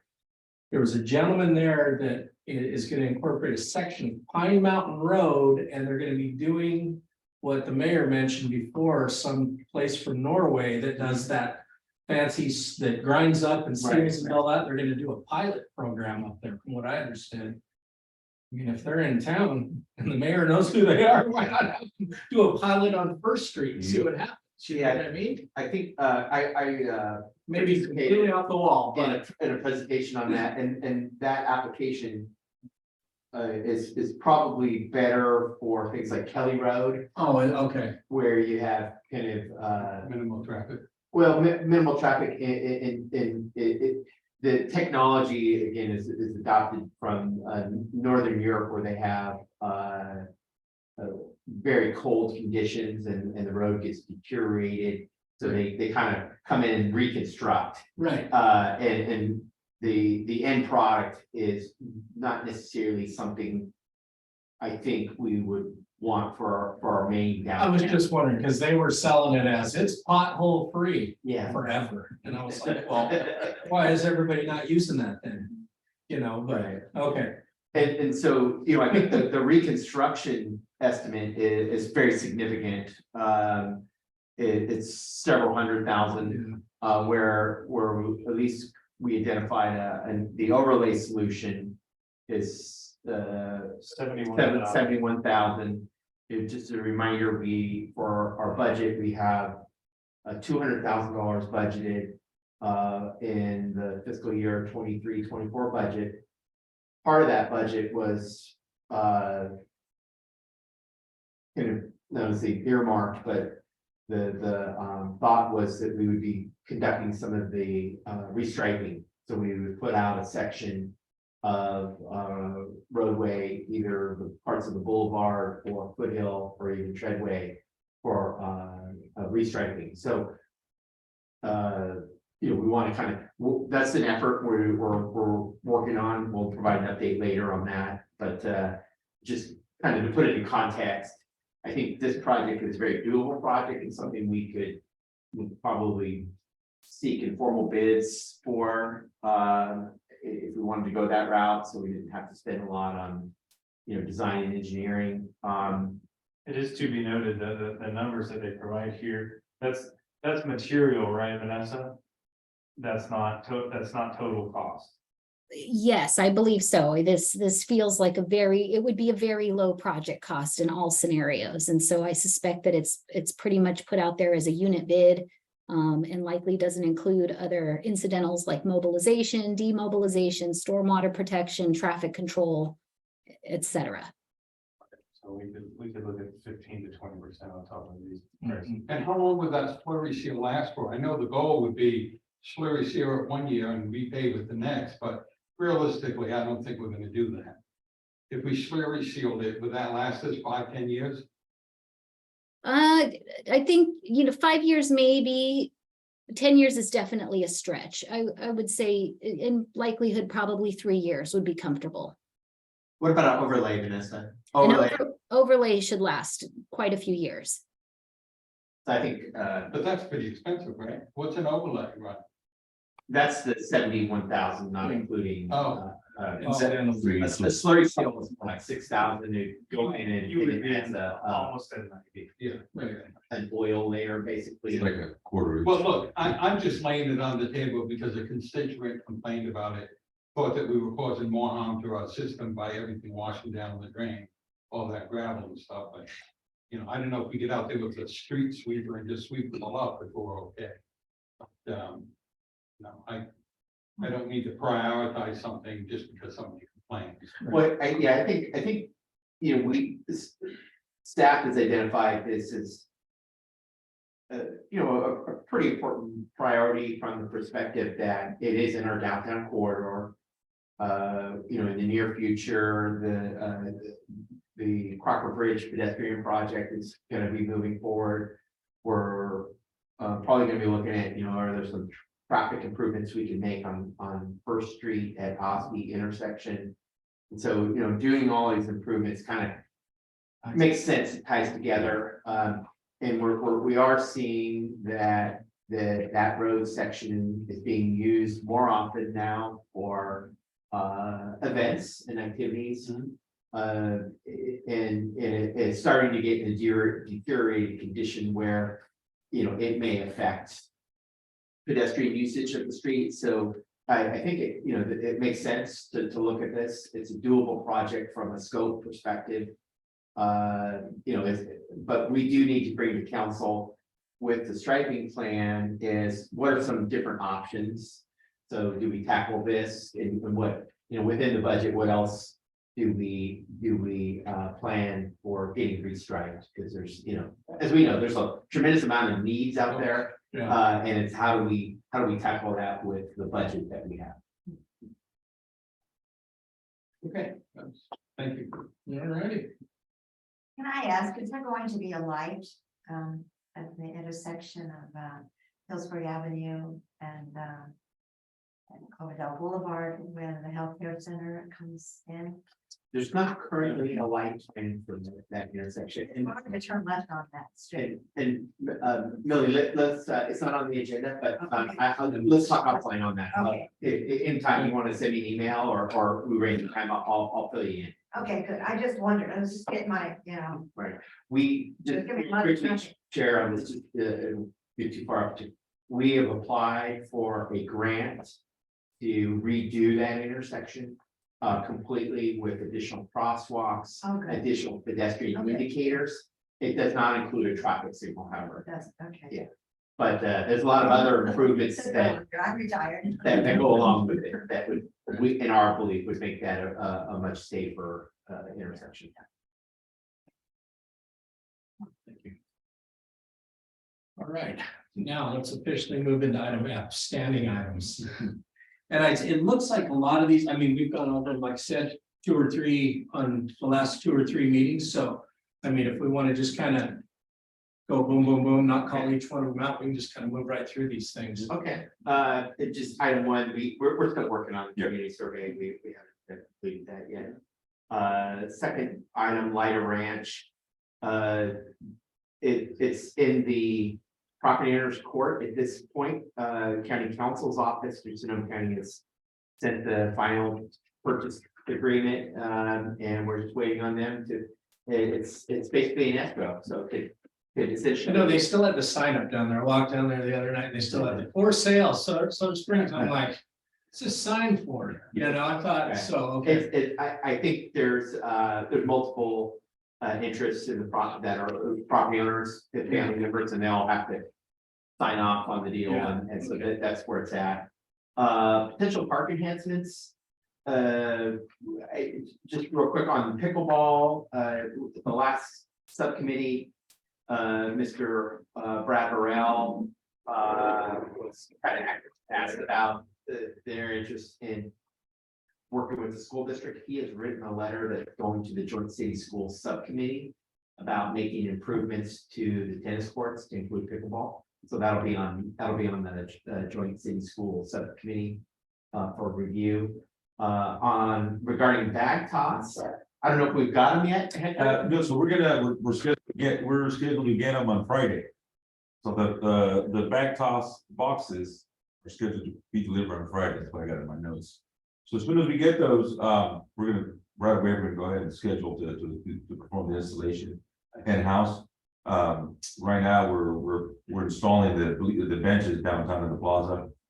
Thank you, Vice Mayor, for stopping by earlier. So we're trying to install those benches as we go, you know, work around our busy schedule. We're hoping to get those done, hopefully toward the end of the middle of next week. We're going to install about 5 of them today or this week. So yeah, as soon as this back toss boxes come in, we're going to start, you know, hopefully working on the city park there and working on the surface there and trying to get them installed. We're planning on maybe having, once we get all this stuff done, we're having a little staff barbecue or something little celebration out there, little hot dogs or dogs out there, burgers. So it's coming. It's going to come quick here the next couple of weeks. Now, we were gonna poll the neighborhood around, Berger Park. Right. To test the barometer on what they wanted to see there. Is that the survey that we haven't completed yet? Yes. Okay. Kevin and I had a couple meetings before he took off on vacation. And talk about, you know, different ways to target the community there. So that's a work in progress. I mean, that thing gets used, it's ridiculous, that Yeah. pickleball court's used for anything. The only one thing, and I had a gentleman come up to me, I forget his name, he works with Brad and they're down there pretty consistently. He's down there Wednesday morning or whatever, and he's having a heck of a time keeping that thing clean. We've been kicking people, but there's bikes in there. Yeah. I know there's gonna be, the only problem is he fixed the gate a couple times, so I'm wondering if there's some type of security. You know, we're getting the cameras and all that, but these Yeah. kids are hanging on the gate. You know what I mean? And I know it's a pain to open bathrooms and then go all the way down there and open the pickleball court.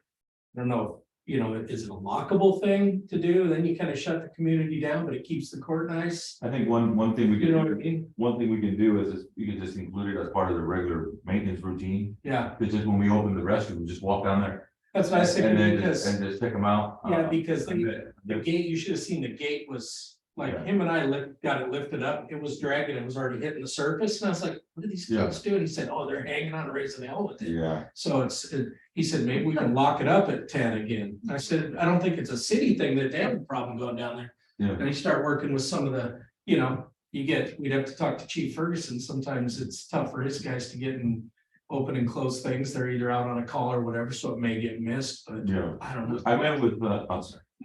I met with Brad Yeah. yesterday out there and we talked about the potential addition to a box, some type of storage unit. And so we can store some equipment there. And we also, that's a small park enhancement, but we also we refurbished a picnic table with David about, and we put one in there yesterday. So there's just a little minor enhancement that we've done to the park. We do perform maintenance Mondays and Fridays and Wednesdays when we're down there, but I think for now, whatever you guys decide, I think the solution would be just to perform more visual inspections. In the So I'm park. thinking, or if it came down to a lock, obviously Brad's a pretty trustworthy guy. I mean, he would be down there opening up, or even one of those little boxes like the realtors put on doors where you somebody has a code and they can pull the key out and unlock it and put it back. I don't know, I'm just trying to, 'cause it's such a nice court. Between that and the basketball courts, this early in the game, I was like, why are they hanging on the gate over? Yeah. You know what I mean? It's gonna happen. What type of trash is on the inside? Bikes, you said? He was in there with some 409 and there was some bikes in there. There was also a gentleman that came in and just, You mean actual bicycles yes. or the tire tracks? I don't think they didn't get through the surface yet with black tire tracks, but you could see where the bikes had mud running around in there. So somebody actually left their bike in the cage. Or they rode their bike around the cage. Yeah, we have a large sign that says no bicycles. Exactly. And then he was down there with 409 and one of our, somebody decided they had to go to the bathroom really bad and that was a good spot to do it right by the gate. I mean, standard park stuff that's happening. Yeah, do we But- have those cameras in here? Yeah, that's what I'm saying. Yeah, we're working on it. We're working on it. We're not. That's gonna be, I think, helpful, because It is. I think we'll be able to track down some of the perpetrators. Because Yeah. some of the stuff's occurring, even if we close it at night, I don't think That's it's what I'm happening saying. all night, It's it's happening happening at during the day. But Yeah. can't the chief just say, I want you to stop by there every hour on the hour, you see, when you get out, the not go down the course. You know, I don't know, it's easy. But on a positive note, that thing gets used, or, I mean, it's used at 8 o'clock at night, they're down there playing. Yeah, I think we're now, with the cameras, just we were talking on the cameras, about the cameras, we're just waiting to get the order to the cameras, we finished all the paperwork, we finished. Collecting all the insurance certifications from the audit cameras, we're just waiting for the equipment, and as soon as they get the equipment, we're gonna start going and installing them. I think an area that, we've tried to encourage through the newsletter, and even the Cloverdale Connect is for the community. To, really provide some community policing and. Oh, yeah.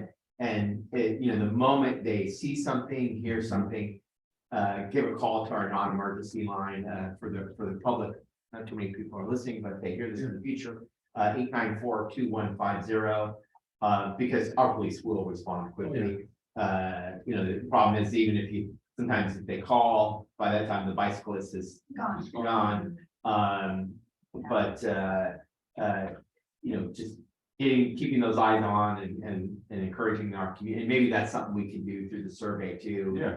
We'll keep Yeah, messaging, it's, Yeah, it's, people hear things and they don't call. yeah, well, if they know, and it's a big deterrent, if they know they're on camera, and they know that the guy across the street's gonna come yell at them, a lot of times they're off. And, it works, And so then, I think that's gonna be a good thing. and at Finished Meadows, I mean, at Finished Meadows, you're out there thinking for all the information Yeah, regarding the park, and then our Furber Park is Brad, he's the one that calls us. yeah, Regarding some maintenance activities we don't always see after hours or stuff like that, so it's good to have, the more eyes the better out there. A lot of vandalism. No, that's big. That's better eyes on it. Yeah, not only that, but a lot of small children come there, it's, Yeah. You pick up trash, or bits of trash, and people walk their dogs, and there's a whole group of people that walk their dogs, right? What's nice about the pickleball courts at Purple Park, is you could see them from, I think it's Great. Big Gables. Oh, yeah, in Great Gables, and you can see it from Foothill Boulevard, yep, you don't have to go down, into the park. Yeah, we got There, keep going. a really nice letter back from the pickleball group regarding that bench installation that we did there, that Oh, we really nice. wanted on there. Nice. We'll keep working with Brad and the group to make that pickleball course better. Yeah, and we're still waiting for the overall design in the survey. Right. Okay, so moving ahead, citywide striking plan, I think actually falls in our court, Vanessa, we just have to get back to W-Trans to finalize the specifications and complete those, we'll identify the phasing, and some options for council, so we'll probably bring that here first for a discussion and a recommendation before we go to council with that. Because I know there's a lot of interest in getting some more of the paving done. With that said, I do want to acknowledge our public works director has been really working with the streets crew to get some of our the thermoplastic laid down at key intersections. We did get a late letter from a resident that has expressed the need for some additional intersection crosswalk striping because her child is blind, and so we'll work to identify which crosswalks those are and see if we can prioritize getting those intersections done. But we do know some of our key areas around parks and schools is kind of a key priority, and our public works director is working on a plan to knock those out and make improvements. Which section is that child in? I'm not sure, he get an address. Okay. No, I didn't get an address either, but we are working on trying to get the majority of the school, the rundown school areas, the striping done. We have PG&E's gonna do striping when they're done on this, the Jefferson and School Street area, and we're gonna finish the other half of the intersections, doing the stuff on order where we're gonna kind of re-up all of our yellow in time for the school year. You guys are really busy. That's an eye opener. But we don't do it all at once. No, I think it's small steps. I've always believed the small steps getting you where you get.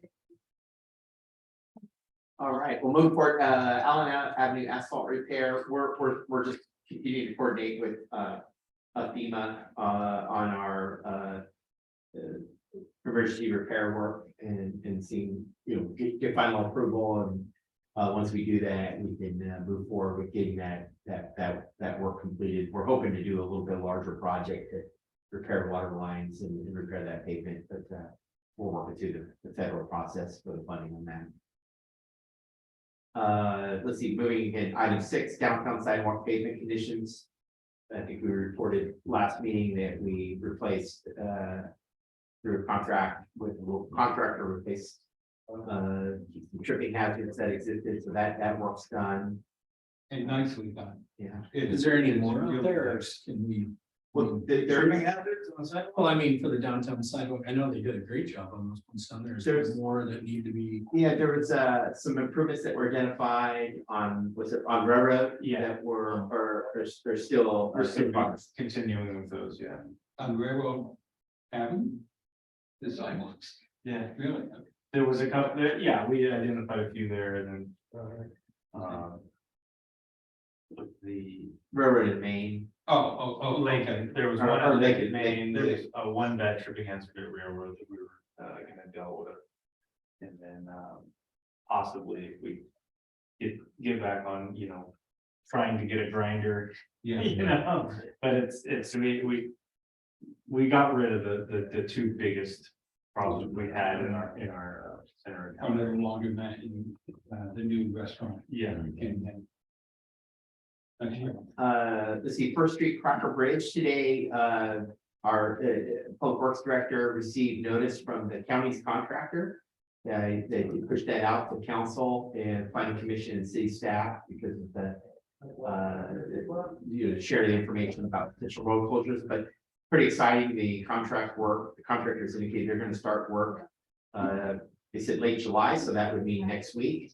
On doing the phase 1 of the project, that would be the kind of the structural work, the footings for the prefabricated bridge. They're having to time it. Well, the project was anticipated to get done all this year, but because of the lane closures necessary to do the work, the summer bridge was a critical emergency access for addressing as part of making sure that when they do the road closures, there is, backup emergency ingress and egress. Because that happened much later in the season, it kind of put back completing this project this year. So the contractor with the county has broken it up into 2 phases. They're gonna again do the phase 1 as kind of the initial supports for the prefabricated bridge. Phase 2 would be, the final actually bridge surfacing, which they projected would occur starting in June of next 2024 and be completely done by November of 2024. So looking like it's about a year and a half before, or a year and 5 months before the project is entirely complete. Now, is that something that we want to put like the phases on there in the Cloverdale Connect phase 1? So people know. Yeah, that's a good update. I have it in the newsletter this week, so perfect. I'll put that in there. Yeah. But I'll put that on the list of projects. Yeah. We can put in the Cloverdale Connect. Perfect. I really like that newsletter, by the way. Oh, good. I do the newsletter. I enjoy getting The it. weekly newsletter. I set aside time, tell Belcher not to bark. Well, share it with your neighbors, Millie. Not as many as I would like to see, and so, you can hit the forward and you get folks to sign up and they'll get it in their email. It answers a lot of questions Yeah. if you just read it. Yeah, that's right. Right. I appreciate that feedback, because we put a lot of work into it, A lot of pictures of that. especially Hector. Hector does a great job. He does pictures, always those pictures. It's good to put it like that. I don't want the community to know more about this. Yeah, right. All right, well, the citywide drought relief, we talked a lot about that today with the SCADA is a big part of that project.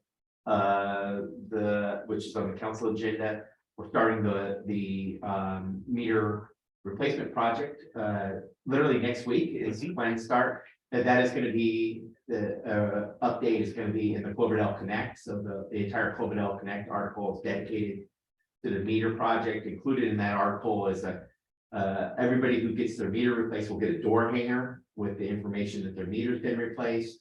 Ask them to turn on the water for about 30 seconds, just to flush anything out that might, there shouldn't be any water quality issues, but just make sure.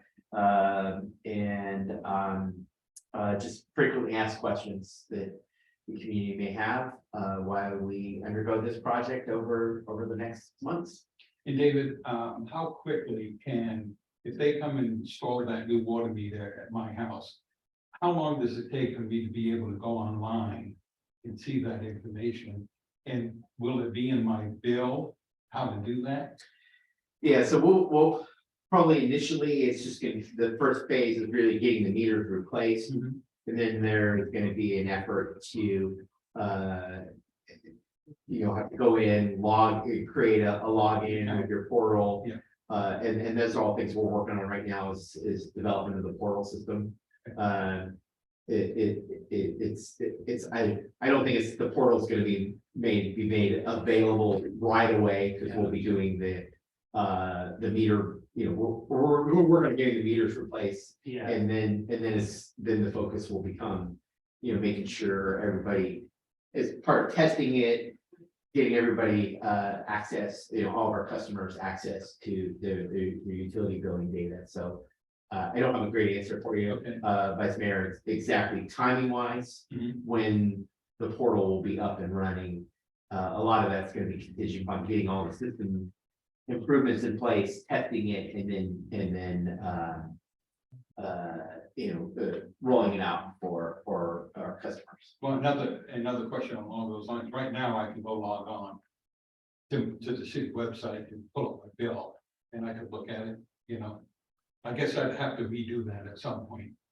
Yeah, there'll be, I don't know if there'll be a new login, but we'll have the link on our website, but it may be a different, the portal address, where you go to making sure water usage.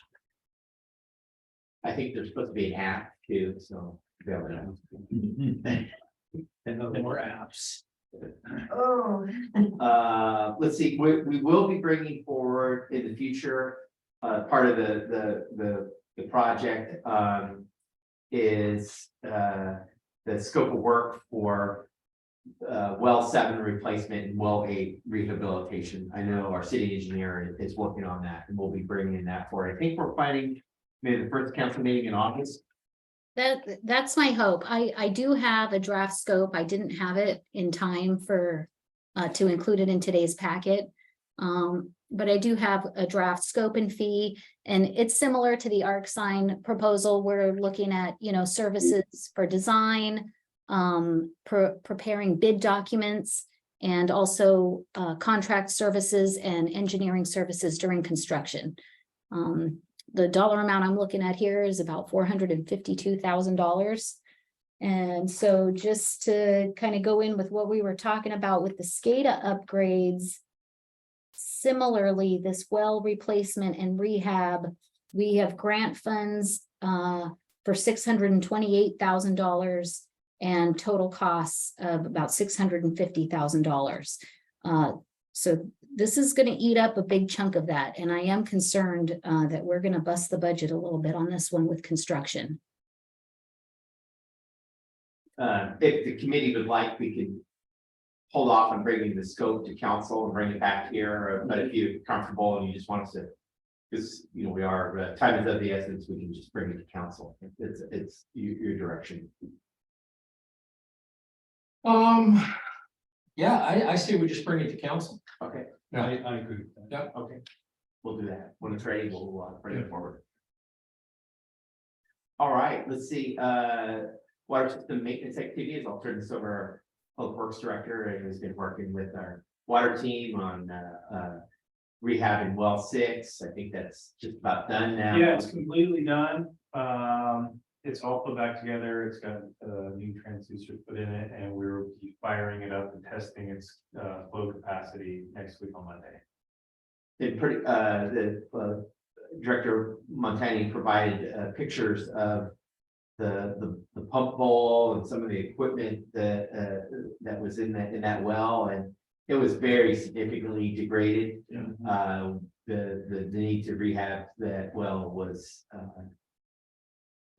critical. And so glad we did it, and we'll have more data when they test it next week. Good stuff. Let's see, moving forward, the Russian River Water Forum, I've been providing updates in the weekly newsletter. There's been 3 meetings now, the planning group, there's the various caucuses that continue to meet to discuss how, what input they want to provide at the planning group level. So again, there's been a lot of conversation around the future of the Potter Valley project, and some really distinct interests there, from complete removal of the dam to maintaining the system and who might be able to take it over in its current form. So there's a lot of iterations. We'll just continue to track that, and staff's been participating in meetings. So it's required a fair amount of our time to kind of keep on top of the current process. We are hearing that PG&E is seeking to reduce flows from the diversion to maintain temperatures within the Eel Creek or Eel River. And likewise, because of the operational changes they made in not putting up the structure on the top of the dam, additional water has been, for lack of a better term, lost or been allowed to be moved downstream. So, some of the, even though we're in fairly good water conditions, what we're seeing basically is the diversions are going to be roughly equivalent to when we're in drought conditions, which what that means is that the reservoir levels in Lake Mendocino are going to be affected. The amount of water being input into the system is going to be reduced. In one of the things we do is put it probably becomes old information, or see it so much it gets lost, is the current level of Lake Mendocino. And if you look at that newsletter week over week, what you see is that reservoir level going down. What's going to happen with the reduced diversions is it's going to go down faster as we continue in dry conditions, and it's just going to be contingent on what's the next weather year look like in terms of keeping our water supply in good condition. Let's see, update on 6 acres. Our city attorney is reviewing kind of a final draft of an annexation agreement. Council had previously approved pre-annexation. It was really just kind of updating that agreement, the pre-annexation agreement, to reflect current information. And we will be planning to bring that to council for ratification. Our planning staff has been working on the annexation application for submittal to LAFCO. And there are some items that we're working with the team appointed by the state to complete some of the mapping work. So that's in process.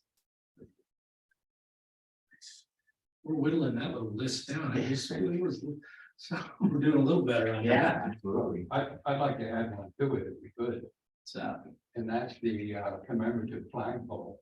yes. We had talked about seeing, I know Rotary has withdrawn the request to put one in the plaza But nevertheless, I think we should proceed as a council to see if we want to put another one out front.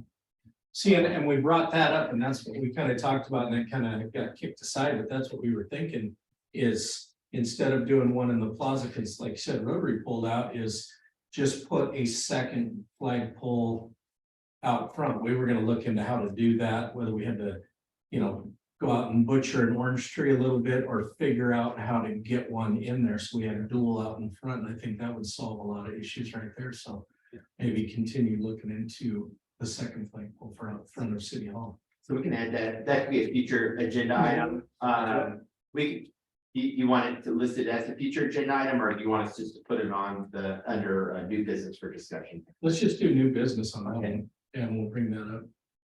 And then also, I think last weekend, and Derek, you might know this, the road refurbishing at the cemetery was supposed to begin. Did it begin on Saturday? No, And then it was too hot. It was too hot. I got a call from Al City. Yeah. And they said it was too hot to perform any work out there. Okay. We've been working with the parks and Derek, we've been Yeah. kind of working with them Okay. to facilitate some of the process. Oh, that's gone. Yeah, so I can check with Al, we can check with Al here after the meeting, see. Yeah. And then secondly, just a question for you, David. My computer reads to me, but it can't read PDF. Oh, But it can read Word. Okay. Do you send your newsletter out in Word, or is it just PDF? It's actually sent out by the website, Oh, okay. as an email. I'll show you how to. Oh, okay, okay.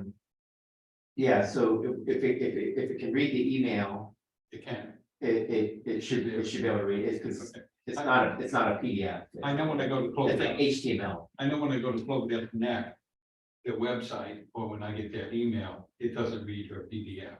Oh, So I need to see if she got it in Word somewhere. So it's like, okay. because there is a PDF reader as well. Oh, So there's 3 items on the feature agenda, just we'll seek your direction on when you want us to move those forward. Well, I mean, I've talked to a few people on that, and I think the OIT position, that's a bigger animal than we can bite off and make a decision on, so I keep that on future. Okay. Large tree planting at City Park. That's. I can give you an update. You want to bring that forward next meeting, Victor? Okay. So we'll do that next, Yeah. we'll put that as a new business item next. Yeah. and that was from Alan Ferber. Yeah. And the contact I had with him in his driveway days at City Farm. Yeah, so I met with, just a quick little update, I went to Cloverdale Nursery, and I met with Ashley. And she's very knowledgeable, so we talked about the possible species of trees there that could work there. And we came up with like three species that we thought would look good and would grow fast, so we could Good. fast growing trees, we can get some shade out there, so. Yeah. Things just allocating the funds to purchase those and. Why don't we come back, Hector, next meeting with like it's a little memo with the trees and the map and the cost. Yeah. More that fits in the budget, and then we get a recommendation. Sure. And then the other one was evaluate park maintenance cost and fees, which we've been seeing is, talking to whether it's Maggie's dad or Garden Works or whoever, and seeing, just getting a cost on that. Right. This is, Yeah. we time permitting, we want to get proposals for providing certain park maintenance services Right. that are performed by our park staff. Yeah. To see if it makes sense to free up their time by contracting out certain services like mowing. So we did, just a little quick update, I did reach out to a couple of companies, one of them being Garden Works. Yeah. And I'm waiting to hear back from them that they're hoping they can get, we can do a little walkthrough on Thursday, not this Thursday, but the following. Do a walkthrough on all the areas. Yeah. Just kind of walk, there's someone that reps out. Yeah. And so we'll give you an update next. We get those costs. Contract Vintage Meadows, right? Yes, Yes. and that's the same company that we contacted, their Yeah. prices are good and they already have, we have all their Are insurance. you happy with Vintage Meadows? Yeah. Every day. And you know what, another thing I think find very charming about the park is those benches, and they're kind of memorials to people. And it'd be a nice thing to have that, be something we do, you know, people and remembrance kind of thing. I just think they're lovely, you know, you sit there and.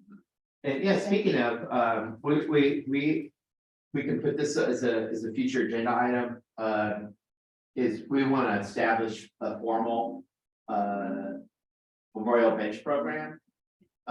With the kind of some guidelines as well as, the cost. You know, we've been doing it informally and it's been working, but I think it's time for us to formalize guidelines and actually market promote it for folks that wanna. Yeah, it's a lovely tribute to someone. Right. A shady, under a shady tree and I don't know. I like it. Yeah. We have, so we're reviewing the benches on the plaza. Some of those are plaque ready, so we would like to, one, if someone wants to buy the whole bench, they can.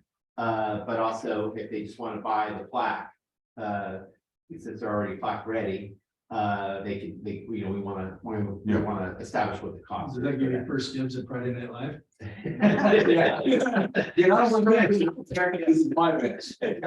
Hey, and speaking of benches, real quick, also, I saw somebody mention they knew there was gonna be the excess of benches and, you know, over at the basketball court, so between the basketball court and the volleyball court. That side right there, somebody said, man, it'd be great if there's benches right here. Water fountain. Yeah, Yeah, and I was like, by Yeah. the water fountain. I didn't say, yeah, we got a bunch, we'll throw them in, but No, I I think it's know good. between, yeah, that Well, one that's- section where we used to drive up to the shop. Yeah. That one right there, boom, boom, boom, 3 benches, because then people can By the fountain, maybe? Yeah. kind of, and people can sit and watch the games Yeah. going. Yeah, I think it's good. It's not the plan. The plan is to get all 17 of them. And refurbish them back at the shop. Yeah, And we think that's a good winter project. yeah. And then we can replace the wood, repaint them, Javier and Miguel refurbish one of them that we just installed at Porterville Creek. Yeah. Trailhead, and it looks brand new. So Perfect. that's the intent, to spread a few of them at Second Street City Park, some at Vintage Meadows, some at Fervor Park. Maybe one at Clark Park, so at Dog Park, we got 2 of those, we gotta get 2 of them for the dog park. So, yeah, that's what we're gonna do with it, we're gonna. Yeah. Right about. Perfect. Yeah, they're not gonna go to waste. No. They're gonna expect. Agendize that for next month, the cost, yeah, that'd be great. Yeah. Maybe just a quick question, have you ever thought of maybe applying to come on our planning commission? No, not that.